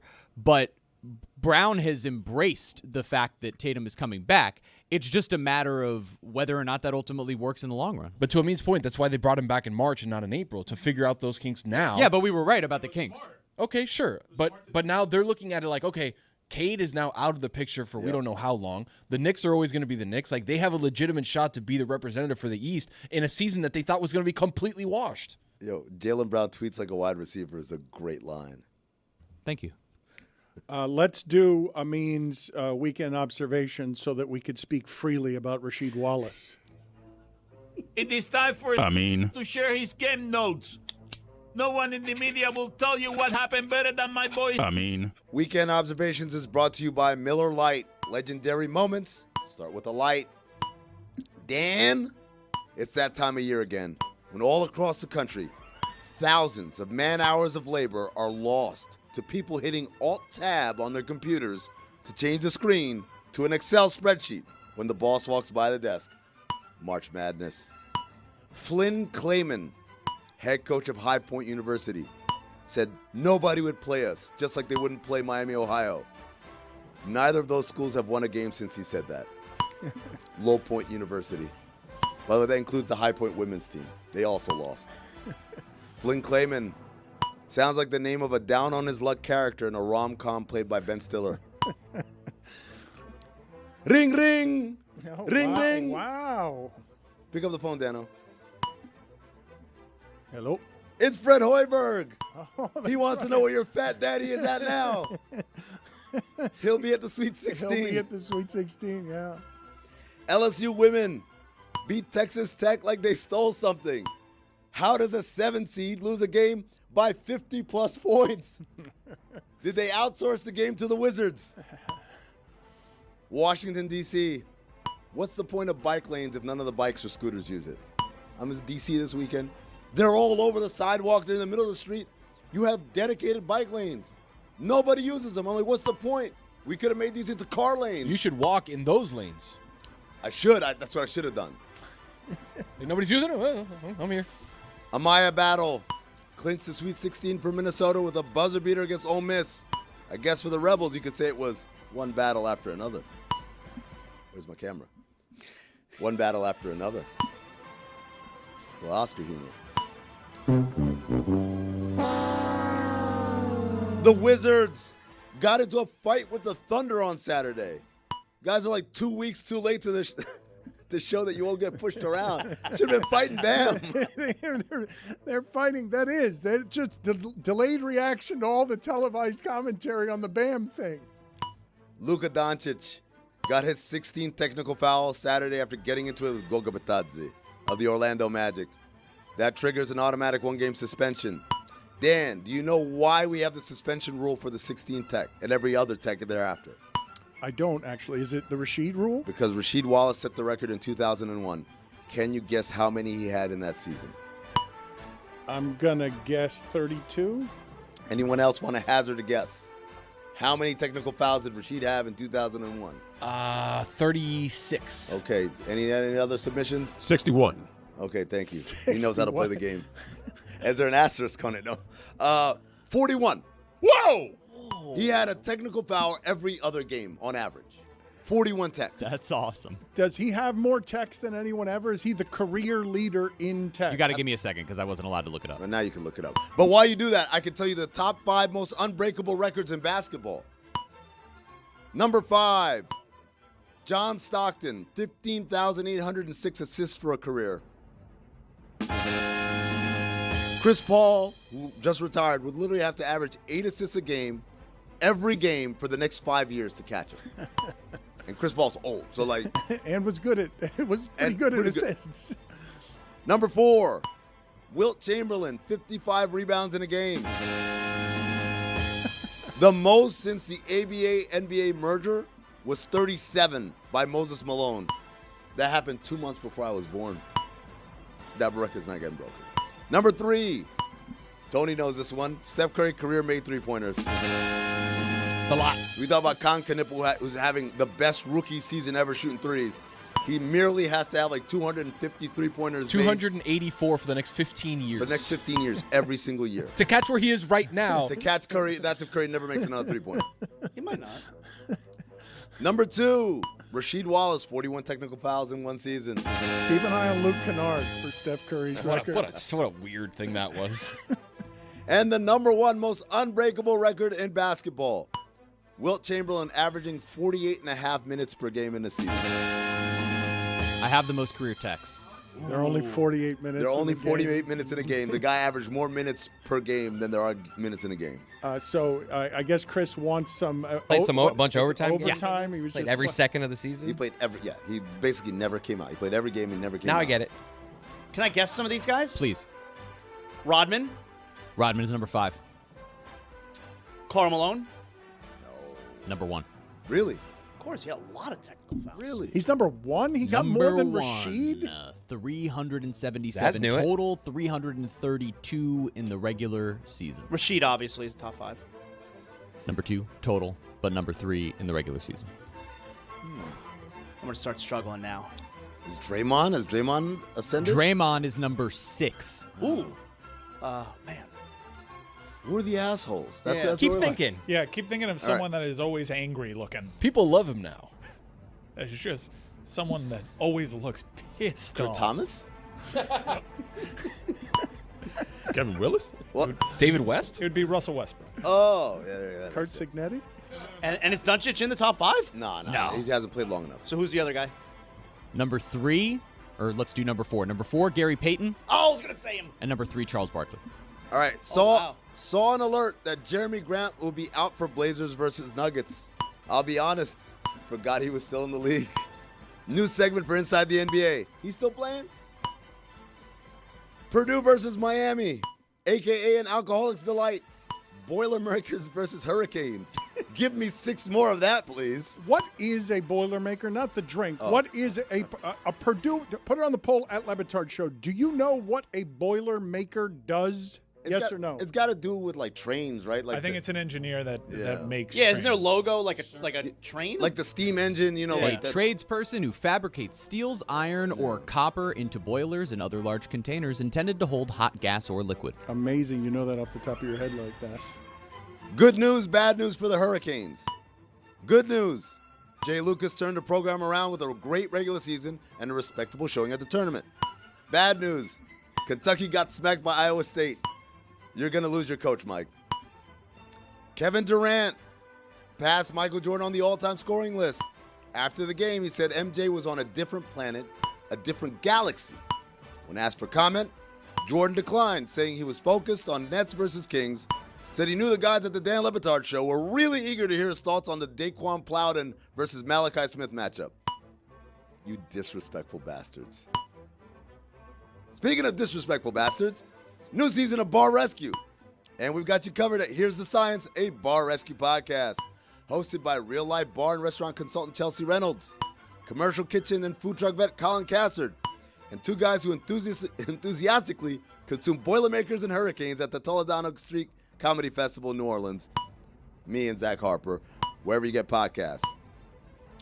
Tony messing up Mo Alley Cox. In the words of comedian Brittany Miggs, no piece of comedy is as funny as your friend accidentally saying a word a little bit wrong. Mo Alley Cox. It's amazing. Like, you could bring me Chappelle, Chris Rock, Carlin, Richard Pryor, and I'll laugh, but it's never going to be quite as funny as Mo Alley Cox. Yeah, like somehow that's still the peak of comedy. Dan, you know what the K in Luke Kennard stands for? Killer. Wow, well done. Cinebob episode 304, My Boss's Daughter, starring Ashton Kutcher, Tara Reid, Terrence Stamp, Michael Madsen, Molly Shannon, and Carmen Electra. Oh my God, she's amazing. A movie that must hold a modern record for the usage of the R word in a major motion picture. They say it a lot. Terrence Stamp says it like 6 times in 30 seconds. That's a bingo. Oh, man. WNBA got the deal done. You know how? Sense of urgency. I told you guys last week, create a fake sense of urgency. You get your thing done. I don't have an ending for this because I forgot to end it. So those are the weekend. No! What the hell? You forgot to end it. Hell of a job there. What the hell are you doing? What the hell is the matter with you? I know. Weekend observations. I was told that we have a nomination for a laugh to replace the Hakeem Nicks laugh. Truth be told, I wouldn't have given Amin the loser game show sound if I had on my console the Hakeem Nicks laugh, but I do not have that on my console. So, Dan, this was incredible because we had Tommy Hutton on, and that's a friend of Jeremy's, and Tommy Hutton said something that wasn't very funny, but Jeremy was being very helpful in trying to move the interview along, and he gave a great fake laugh. No. But we all recognized together, why does that laugh sound so familiar? Yeah, it's Kawhi's laugh. It is. Here's Kawhi's laugh. That is overlaid. Jeremy's laugh with Kawhi's laugh. It's the exact same laugh. So you want to replace the Hakeem Nicks laugh I mean, with music. I want to raise it to the rafters, honor Hakeem Nicks for all of his incredible contributions, but he's been replaced. Is he replaced by Jeremy or by the overlay? By the overlay. I think the overlay. It has to be the overlay. Yeah, it has to. Yeah, put it on the poll at Le Batard Show. Should we replace the Hakeem Nicks laugh with the overlay of Jeremy and Kawhi Leonard?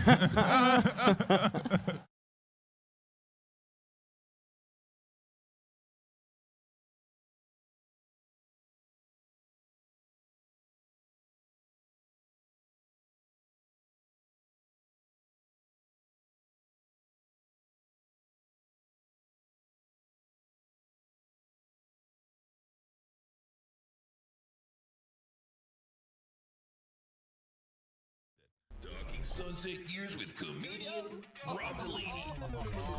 I really am thrilled to be doing this, Rob, because I admire your work a great deal, and it's rare that I find somebody from afar that I've been wanting to talk to because their story seems somehow something even more admirable to me. Now, you might not view it this way. I don't know how much nobility you think there is in your story, but in watching the art that you've made and watching the life that you've chosen, it's sort of been a pleasure to watch your work grow and to see, you know, the things that you are choosing late in life to do artistically.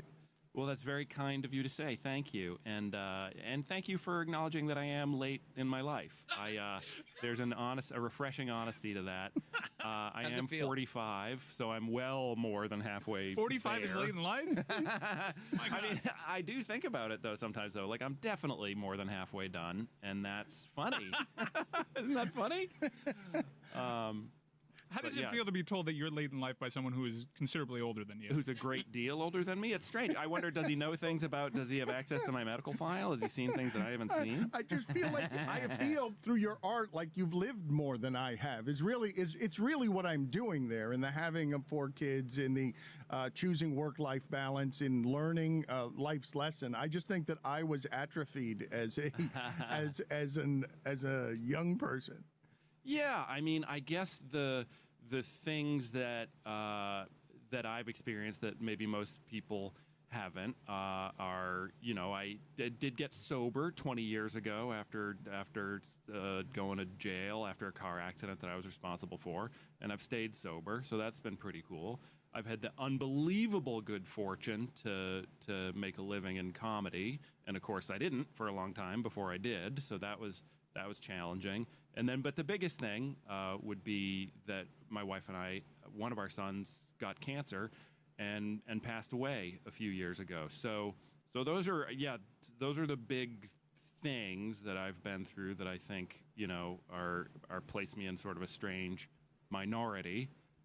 I think I covered it all. Well, life-altering things, Yeah. right? Because arriving at comedy success must have been the realization of your dreams, right? You came from your comedy story. There aren't a lot of people who had comedy success the way you did, just sort of discovered by social media. I can say that, right? Oh, sure, yeah. It came at an interesting time because I was trying very hard to get hired by, say, Jimmy Kimmel, Conan O'Brien, you know, writing jokes by the stack, by the physical paper stack, you know, because I'm submitting 2-liner jokes, you know, by the pound to try to get hired as a late night writer.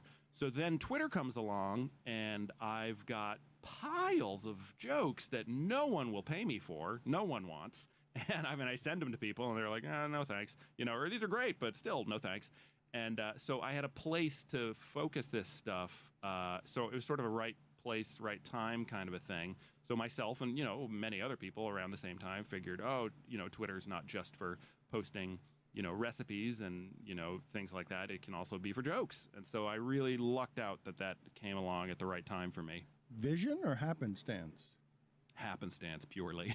So you don't have success in comedy? If not for that, you're just another rejected writer writing stacks of jokes that doesn't get an avenue towards success? Oh, you never know. I mean, I have a work ethic that I can at least say about myself. So, and I'm nice. You know, I think that might be part of being sober and having success come a little later in life, but I still am as nice as possible. So people will rehire me after they work with me. So maybe I would have had success through both my 2-pronged approach of working hard and being nice. Because that goes pretty far, you learn, after some time passes, some decades pass, and people start to evaporate. Or you get the job of somebody who, talent-wise, absolutely deserves it more, but maybe they're a jerk, you know, or they just forget to set their alarm, and then you get their job, and then, you know, screw them.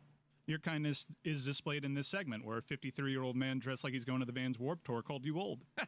Precisely. He just said success later in life, and I let him slide on it. He just got done saying success later in life, and I'm like, so you acknowledge you are later than in life. It's sunset for me. I meant it. I think you finessed that answer out of him. I meant it as awkward admiration for this man has lived and learned and put down. I just see in your work that you've put down your ego, and it's beautiful to see art flourish there. I don't know what that means, what you just said, that I put down my ego. I genuinely, can you elaborate? I think that you are only choosing projects right now, that you have a unique freedom in comedy where you can choose projects now because Catastrophe was such a unique success. That your life story is intertwined in it. You're learning about yourself as you're telling the story. It is unfathomable, the range you show in it as someone who is producing the whole thing with a partner, but it's you guys making a hit television show cheaply that is smart and funny and layered, and you made it, and from there you can make all the choices in life. and you've lived and learned enough to know that you have to choose wisely there because you want to be with your kids and you want to have life balance, and professional ego has gotten you in trouble. Gotcha. Yeah. So yeah, one thing that I do now is like I'll turn down work, and my agents and stuff will be like, "Are you kidding me? Do you know how much money that would be?" But because my success came in my sunset years, and I now am like, well, but I don't need that money. Do you understand? They gave me, like, I can afford pants and eggs and things. Like, I wouldn't know what to do with more money. So I have like way less money than other people in this industry, but because I can afford to pay my rent with it, like that's my wildest dreams achieved. So I don't get lured by money now. It's, do I like the job? So yeah, for the moment, I'm very lucky in that aspect. But what I've read about you, though, it seems like a unique Hollywood value system. Am I wrong about this? My value system is a little bit different in that I do it by the time the project will take, because I know more about time than your average civilian, because I don't have any more of it left with one of my kids, you know? And so I don't mess around when it comes to how long will a job take or where does it shoot. Those are massively critical factors in me choosing a job. If I write anything, I make sure to set it in my neighborhood so that I can walk to it. Or I write a book, which I'm doing right now.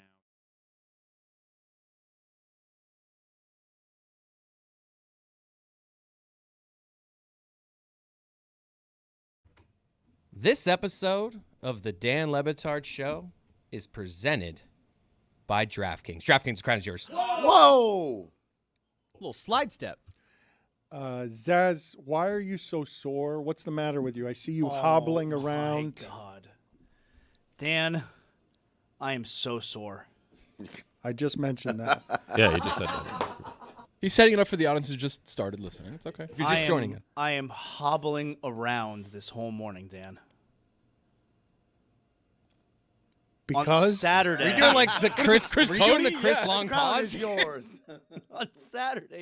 on Saturday morning, your employees, me included, we signed up and we played in a street hockey tournament at the Florida Panthers arena on Saturday. Who played? Me, won? Chris, Roy, Ethan. Real ragtag group. We had Gabe, who was our ringer out there. Sneaky good hockey player. Rose. Useless. Whoa, wait a minute. She'll admit it. Are you saying she didn't rise to the occasion? And let me tell you something. Hockey is very hard to play. David Drog was our goaltender. Hockey it's very hard, Amin. That's your first mistake right there. No, he was a stud. For he real? He plays ice hockey goalie for real, right? We had two players that had hockey experience, Dwork in goal and Gabe. But isn't Dwork kind of like, you want a bigger guy Yeah, to you see how be big goal, the right? pads are. The pads are enormous. You don't know over puck, there. man. I saw the score of the last game. Goalies aren't fat. They dude. needed something else in the goal. You think goalies are fat?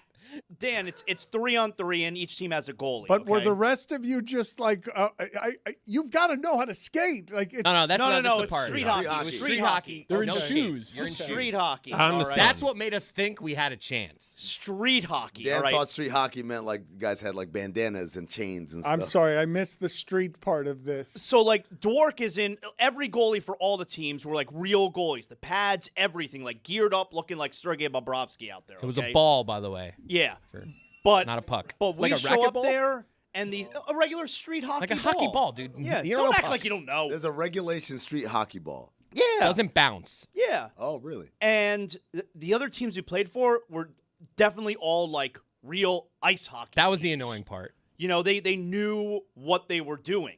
And if I could tell you, Dan, 2 minutes into the first game, Oh, so tired.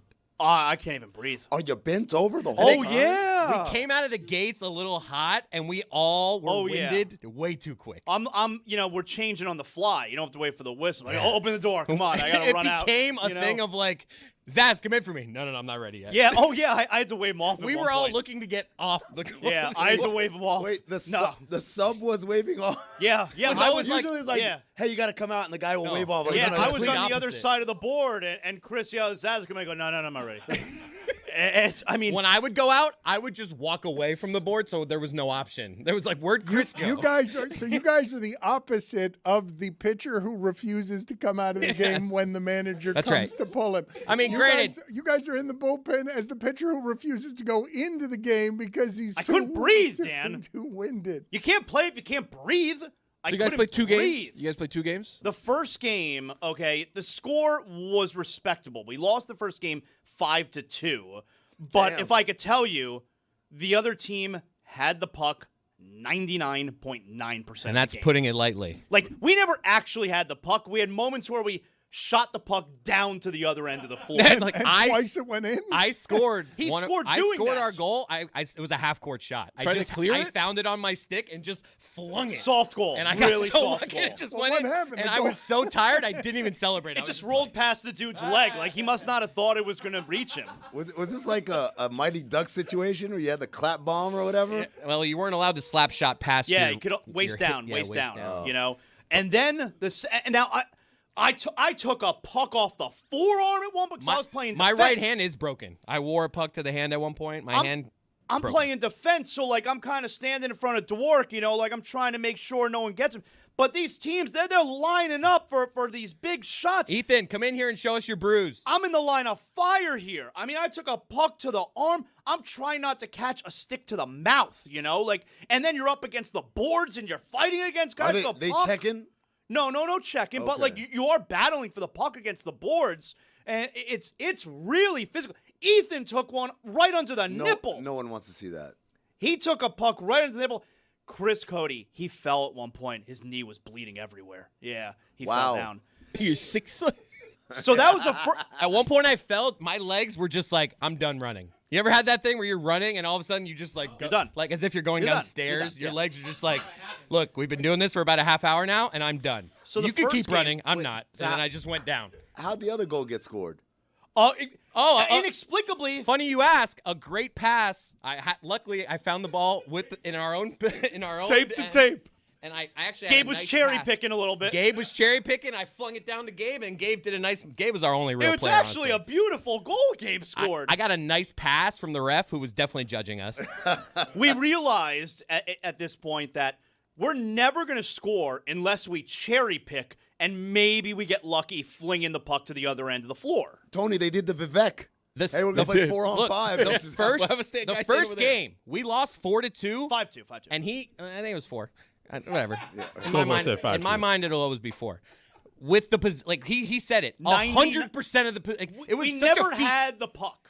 The idea that we only lost 5-2 was one of the more incredible feats in the history It's of like hockey. Ocho Cinco saying when he played Real Madrid, he couldn't touch the ball. There was never a point where one of us passed to the other. Right. We never. It was always, had holy shit, the I puck. have it. Dump it down. Yeah, They're on me. It was all happening so fast. So after the first game, We felt good. We were ready to quit after the first Yeah, game. oh my God. Everyone was dead. Dwork looked dead. I've never seen Chris so red in the Yeah. face. Like we're all every day. No, but like, dude, it was like 7 We times were this. so tired. I didn't see my wife. We were playing that game at like 9:30. At about 4 p.m., I saw my wife for the first time. She's like, "Why are you so red?" Oh, wow. I was still red. So the next game, I would have thought she said that upon meeting you. Yeah. So the next game was at 10:30. Yeah. All right, we get out there. We see the team that we're playing. This team. Oh my God. They got gear. bunch of from, tryhards. From the knees to the toes. They got metal shin guards This is and the knee Iceland guards. team in Mighty Ducks too. And I'm like, holy are you kidding me? And so yeah. Some of the puck luck we had in the first game. What was the score of that one? Let's just like The second game? We got mercy it ruled. balanced out in the Wait, second wait. game. Put on Mercy the ruled. Put it on the poll, We did. We got Juju. mercy ruled. Put it on the poll, Juju. Are you embarrassed when you say the score of the game was? What is the mercy It rule was exactly? 10-0. The second game was 10-0. Mercy But rule. How does he spell it? But They were toying with us. that team, Oh, we got video. that team ended up winning it. Oh, did they? The team that beat us 10-0 won the whole thing, so that made us feel Wait, a little what better. are we seeing here? What is this video of? This is us. No, but like, is it a moment? This is a B-roll. We're going to have a package. There were way too many F-bombs this morning in our Right. package that we put together, so they're still tightening it up. We will have a package to show the audience Probably tomorrow. No, it'll be at the end of this Okay. hour. We're going to allow the audience to see how terrible you guys. But look are. at us. Look at us out here. I'm so tired. This is the first game, by the way. This is the one we competed. These other teams, who what were they representing? You guys representing Dan Le Batard Show. Anyone can sign up. They were like real ice hockey teams. Like they play in of like these beer teams, leagues, yes, you know? You could tell these Did people they know who you guys were? We were wearing Dan Le Batard Show shirts. Damn. Embarrassing. No, we had some people over here watching, knowing who we were. A few people being like, "Oh, you guys," because like we had cameras, so they're like, "You guys with a show or something?" Yeah, like I'm mic'd up during the game, you know, and That might be worse than them knowing who It you was are. fun bonding. I feel like everyone out there, we had a good time I together. did have a good time. Dan, am I right on that? It's worse that they didn't know who they were. They're like, who are these jackasses? No, some with people did. cameras? Some people did, jerk. I would say no. I'm going to answer this question in its entirety. I would want people to know who you guys were until you started playing that way, at which point I would be celebrating that no one knew who you were, representing us with great soreness and asking out of the game. And basically you led the tournament in people who are on the sidelines saying, I don't want to go back in. That is not... Roy was out there taking guys out. Yeah. I got slashed in the back of my calves twice in that game. Here's the thing, okay? So we lost the second game. Mercy ruled 10-0, all right?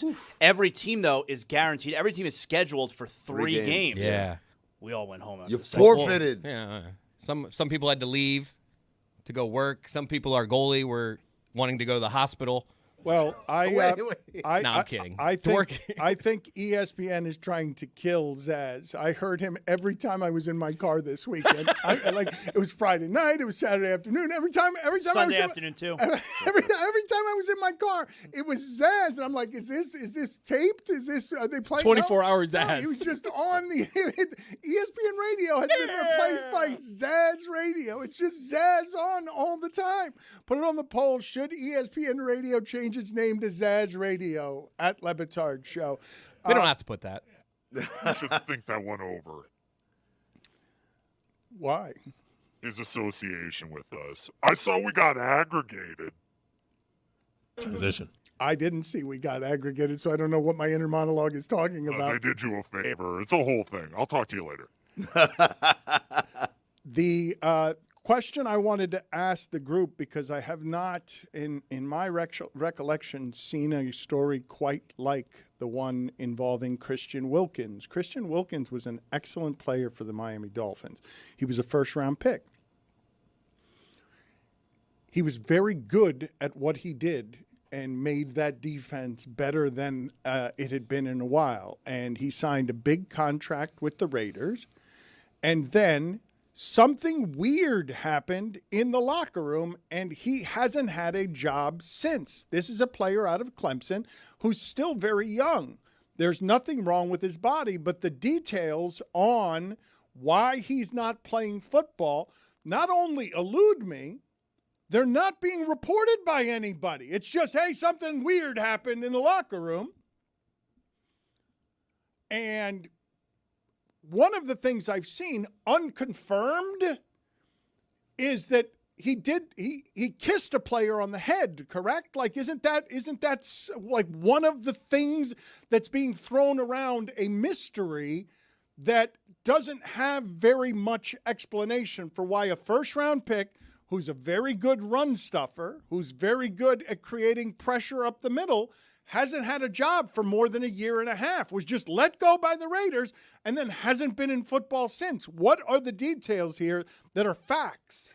A year after he signed the huge deal with the Raiders, they cut him right before the season started. Now, he was dealing with an injury, but still, they cut him because apparently something happened with a player in the locker room, which we're all kind of assuming he may have kissed him or tried to kiss him, and it made the player uncomfortable. The player went to HR, and Christian Wilkins then ended up being cut. The Raiders, of course, were never going to cop to that being the reason why they cut him, but everybody knows that something strange happened in the locker room. He obviously sat out the remainder of the season. He still doesn't have a job. And, I saw the other day, it was the end of last week, Jordan Ronan, who covers the Giants for ESPN NFL Nation, because apparently his name was mentioned. Maybe the Giants would be a team that Christian Wilkins, and Jordan said something to the effect of, something happened in that Raiders locker room, quote, that's going to be hard to come back from.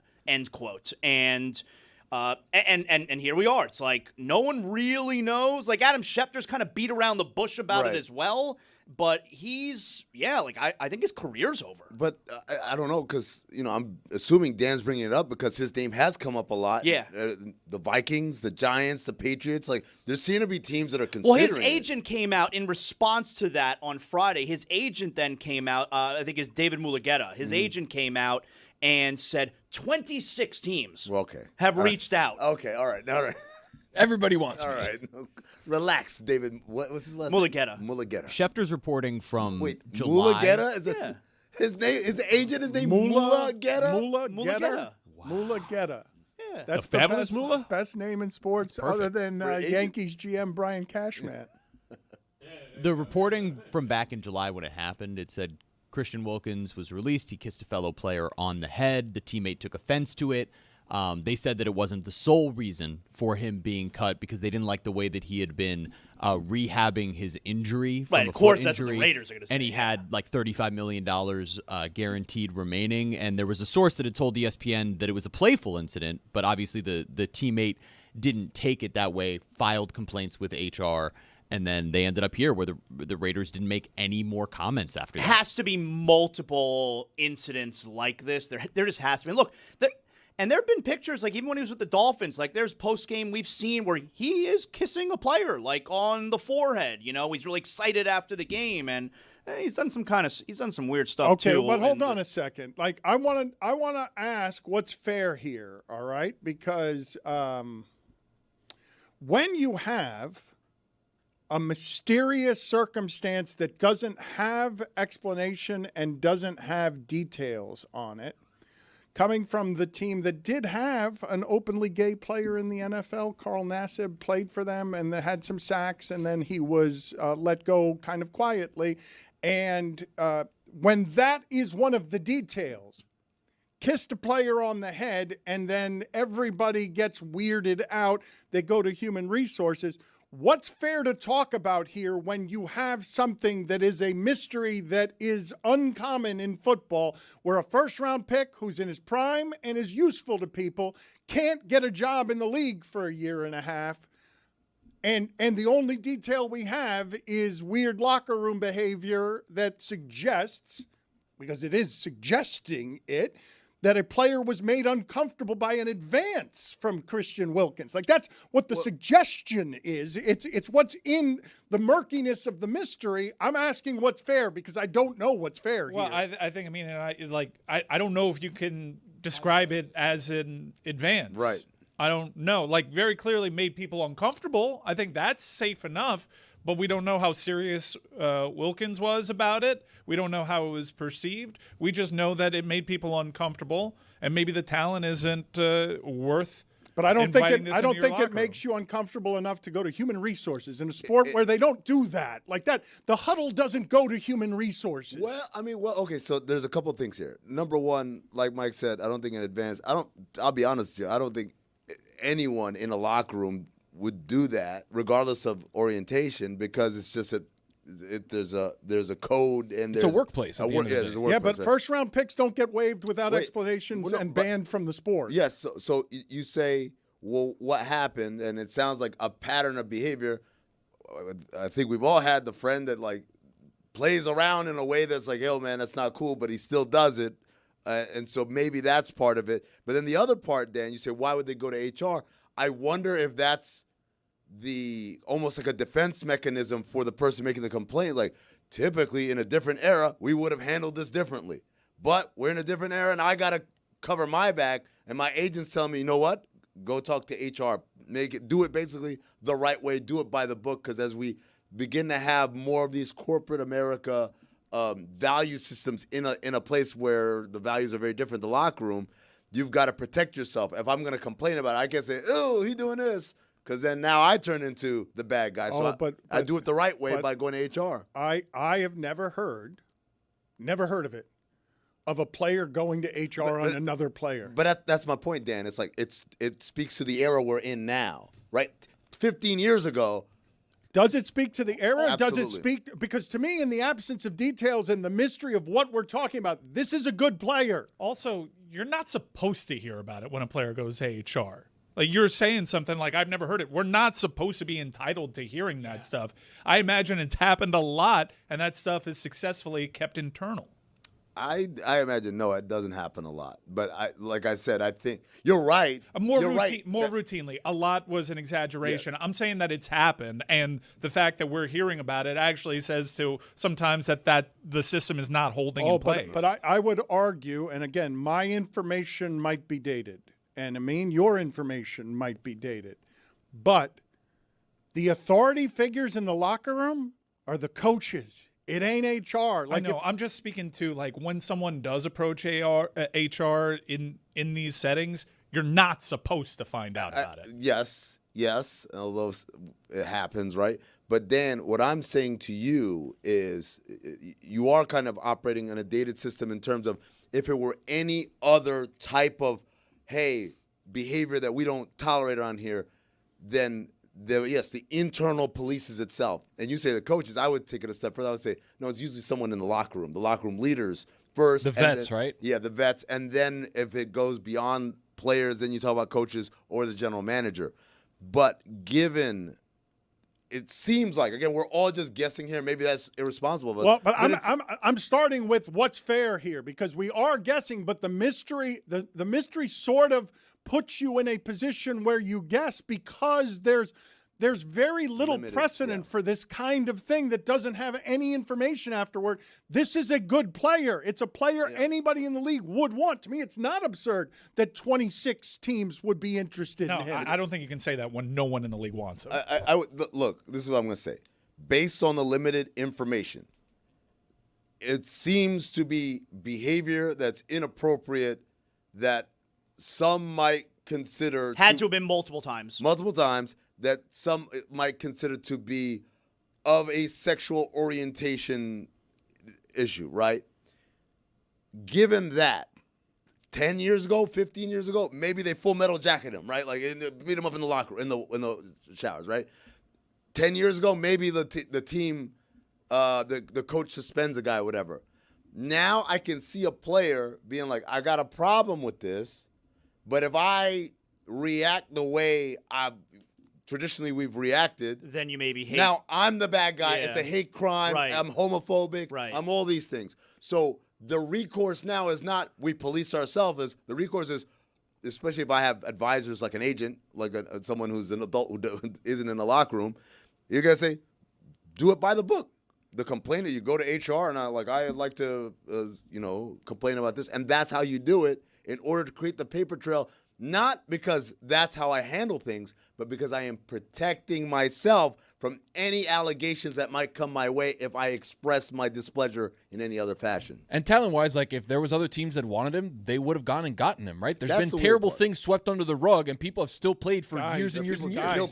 Guys, in July of 2025, this person signed a $110 million contract with $85 million guaranteed because there were several suitors for his services. A year later, he can't play? Nobody wants him? A year later, after getting $80+ million guaranteed. No, man, come on. Like, what are you guys talking about? Good decision by Greer, letting him go. Hire him back. So what if he gets picked up this offseason? What if it's a year he didn't play and then he gets picked up? Then what are we supposed to do with that? Number one, I don't think he's going to.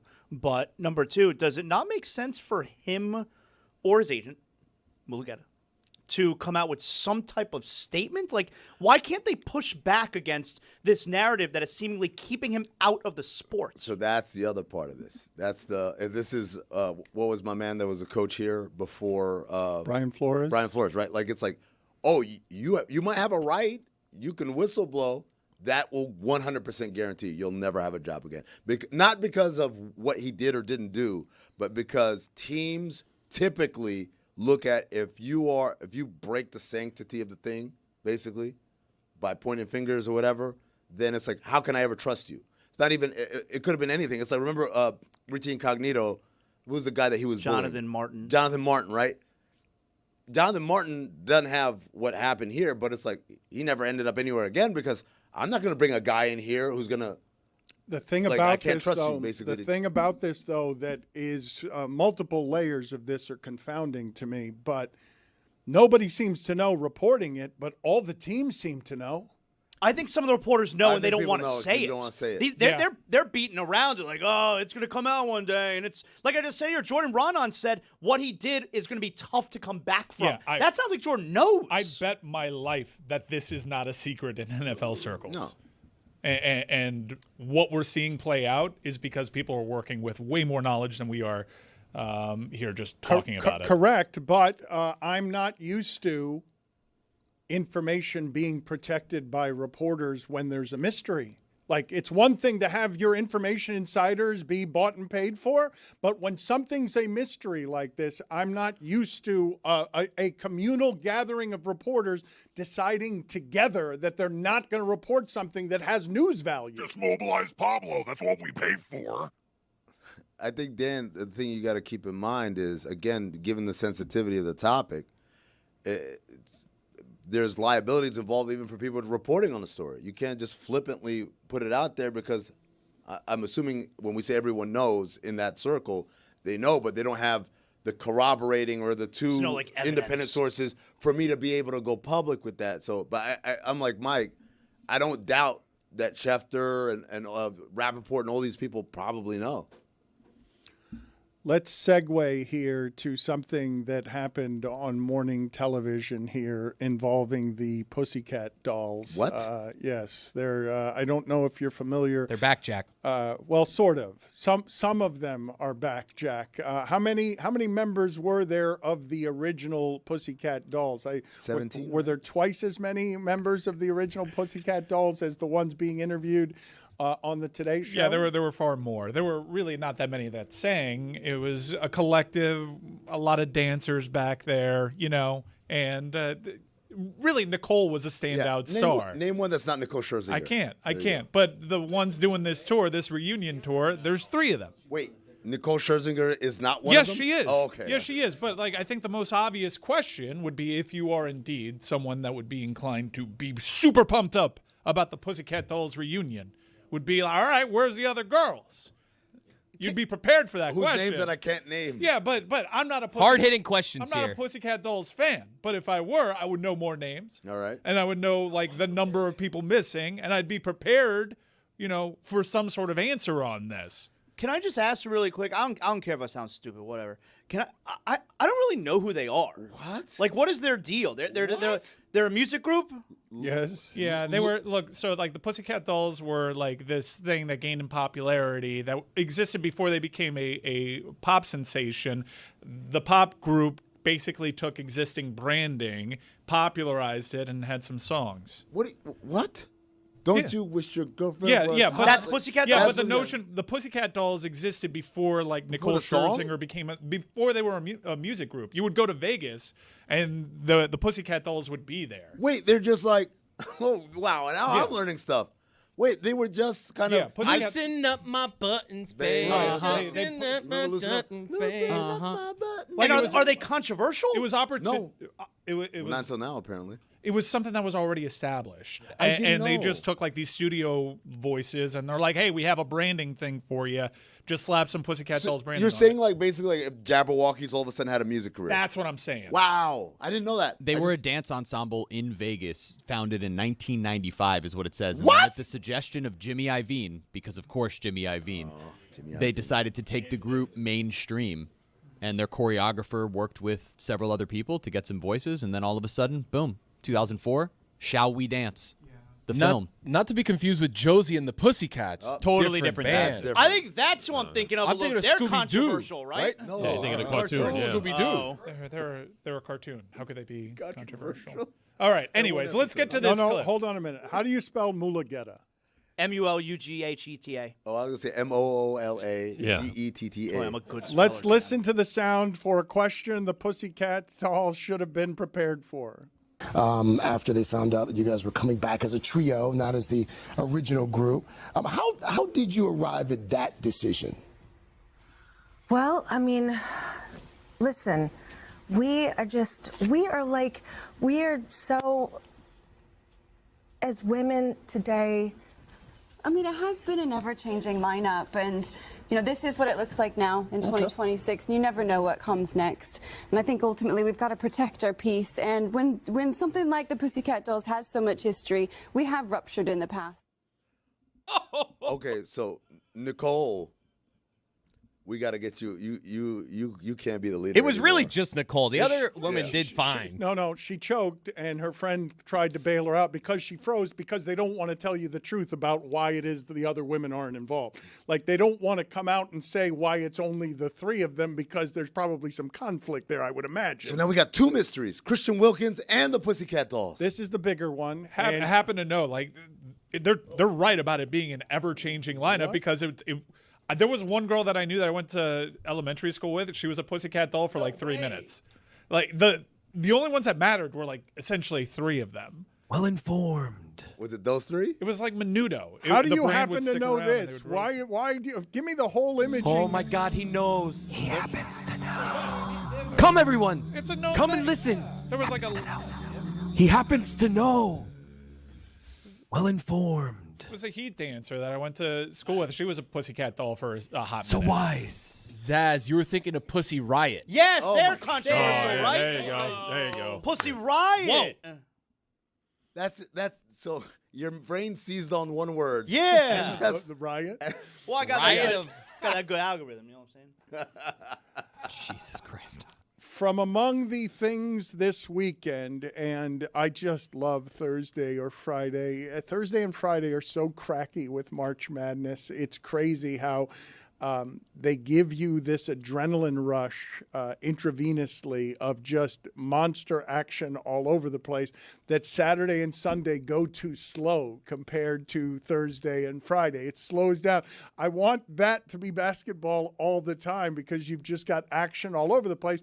And if you're playing that many games, inevitably, mathematically, some are going to be decided at the buzzer with insanity. Like the way that Kentucky won its first round game absurdly to save its season with a half court shot, that was my favorite moment of the tournament. But the play that Iowa put together with 8.9 seconds left to take out Florida, to get that look when they're down 2, to get a wide open 3 from the corner. I feel like they just left the guy open. Yeah, he was open in the defense. corner. They ran a trap up, full court trap. I know, but they also had to know that that's the play that was coming. They're going to throw it to their point guard and do the, who was it? It was the Drew kid that did that. When was Bryce that? Drew? Yeah, Bryce Drew did that with. Yeah, but that was like 4 seconds left. It wasn't.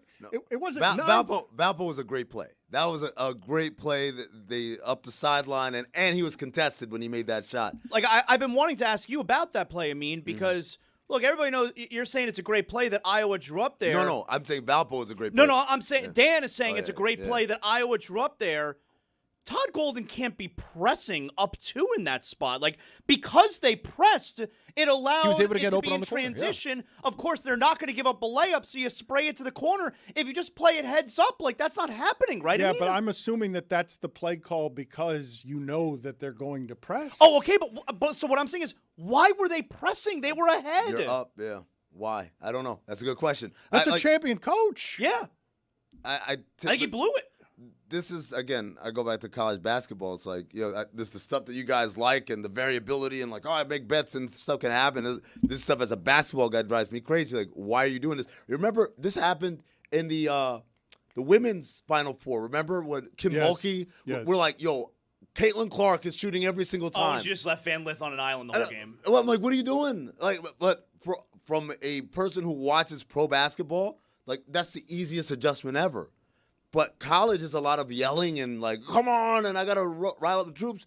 And a lot of times, like, they're not really that good coaches, dude. It's the same reason why people say, players are better coming out when they've spent like 3 years in college versus one and done. And I said, well, it depends on which college. Some coaches, absolutely. So Jay Wright, yeah. If you came out of Villanova 3-4 years, you're going to be a good player who knows how to play basketball. Some of these other places, just running up and down, man. You're not learning anything. You just wasted 4 years doing whatever. And so I look at that play. I think Todd Golden blew it in that spot. Absolutely. To beat a number one, typically you have to play better. Iowa did not play especially well. Their best player was like 0 for 9 from 3. I mean, they were up double figures for a lot of the second half. They were missing free throws, and then Florida, yes, I understand. Florida clawed back into that game and then took control of it the way that they ended up losing. They were up 5 with 8 minutes left or something. When you consider the game flow, it really made zero sense. A strange game top to bottom, but Iowa typically has to play better to pull off an upset like that. But Mike, no, I don't like the analysis of Iowa didn't play well when they got down 4 late and should have caved against the defending champions who were chasing them all game. They should have caved, and then they end up winning the game because they don't cave. Like everyone's always talking about, championship learning. You've been there before. The team that chokes at the end is the champion. Yeah. The team that chokes at the end is the team that won all the games last year. I apologize that you don't like the analysis. No, but I'm saying that Iowa missing shots isn't the same as Iowa playing poorly. Like Iowa being in that game, Iowa leading almost the entirety of that game, coughing it up at the end and not folding when they were down 4, when it would have been the easiest thing for a champion to put a foot on your neck.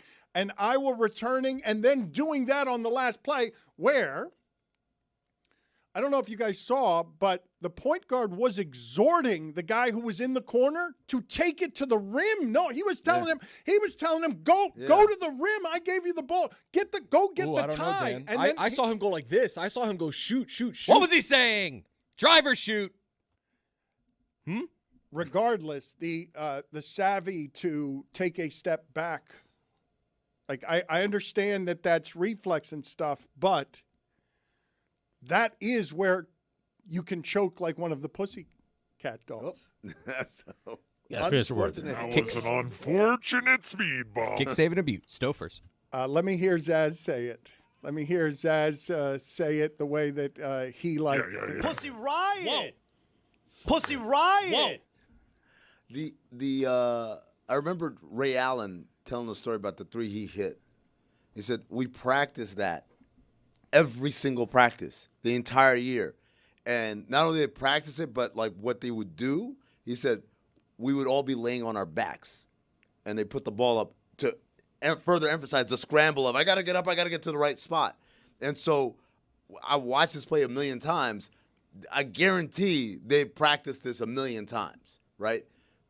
So it looked like it. There was no part of this where it's like, well, this is happening. They knew exactly what was going to happen. The point guard knew who was going to be open. He hit ahead.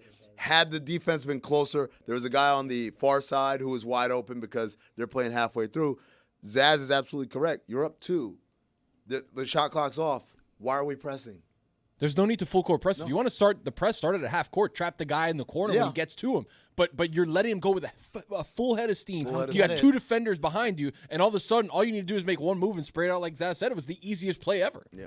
Zaz, as a guy who went to school in Gainesville, I got to imagine that. I went to University of Florida. Thank you. Go ahead.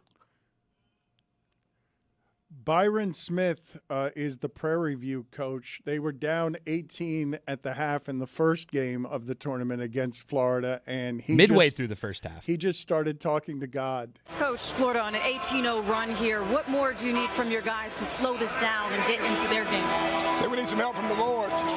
They're very good. They're very good. We just got to keep defending, trying to switch our defenses, trying to throw them off, but they've been very efficient.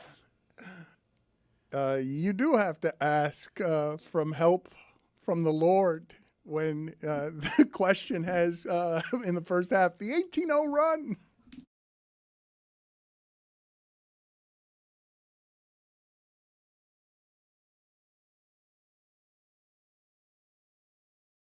Hey, man, what are you doing? You know, Zaz, big hockey game on Saturday for us. I was told I got to tape up my stick. So I have a nice little 2 on the side, I think. What are you up to? I'm smoothing my stick down. Hell yeah. I got my moisturizer. Got to make sure my stick is smooth. Yeah, there you go. Pass that tape over here, Lewis. I'm not putting tape. I am actually a bandage because I think I'm gonna get hurt. We're gonna be so good. I heard there were no slap shots. No slap shots. How am I supposed to Tage Thompson it? Cream? My stick looks good. You got more of that shaving cream? Fresh cut. Thanks, Fresh bro. cut. Wow. Let's go play some hockey.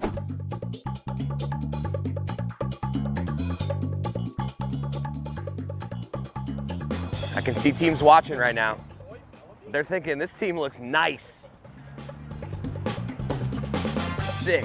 Damn, a lot of people, that guy's got gloves. I just want to do it like for the look. Everyone's wearing shin guards. I'm just out here with a bleeping stick. We're gonna get our asses kicked. Our secret weapon.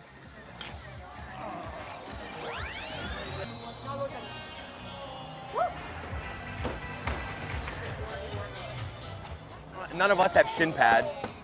So you're going to now? A little better. Feeling a little better about the squad. Here we go. Good work, Roy. Whoa. Go, go, go. Come on, Gabe. Yeah, I'm dying. Whew. Dad. No, man, not yet. Hey. Oh, post. That was half? Huh? Half time. A bit windy. Might have a broken arm. Just trying to catch my wind. Ethan, get up there, come on. Feel like we're actually doing decent.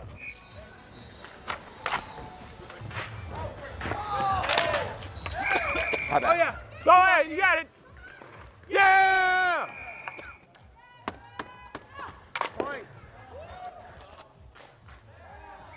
I hope, Dad. Good job. Hockey's hard.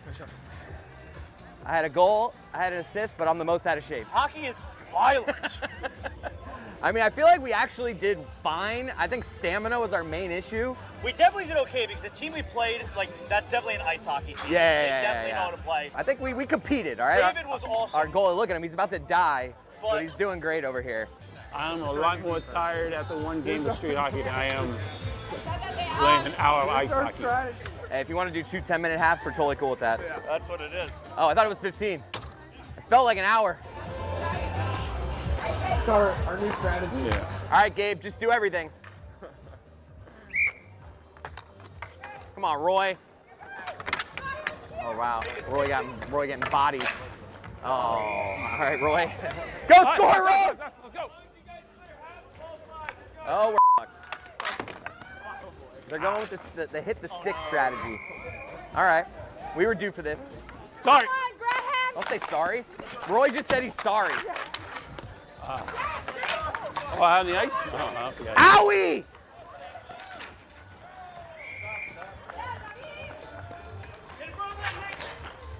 Oh. I got a poke check. Ah, man, you guys got to get back. Goals you lose. Oh. There's nobody back there. Hey, someone want to go? Oh, I took him right in the balls. My balls are in my throat. This ball is way harder than the last game. Hey, keep going, keep in it. You good, Rose? Ref! This is when we make our run.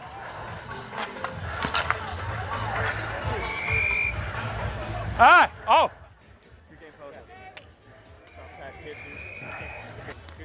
Okay. Good game, go. We got mercy ruled. 10-0. Everything below my calves hurts right now. I might have broke my thigh. Took a stick to the thumb, too. I'm a hockey player, though. Yeah. It's been a rough first 2 games. All right, we lost both. The second one was brutal. But I'm seeing some fight in this team. They're over here huddled up. Let's see what we're working on here. It's 10-0. Okay! Yeah, I like that play. Yeah, all right. All right, it looks like we're quitting. Back to you, Dan.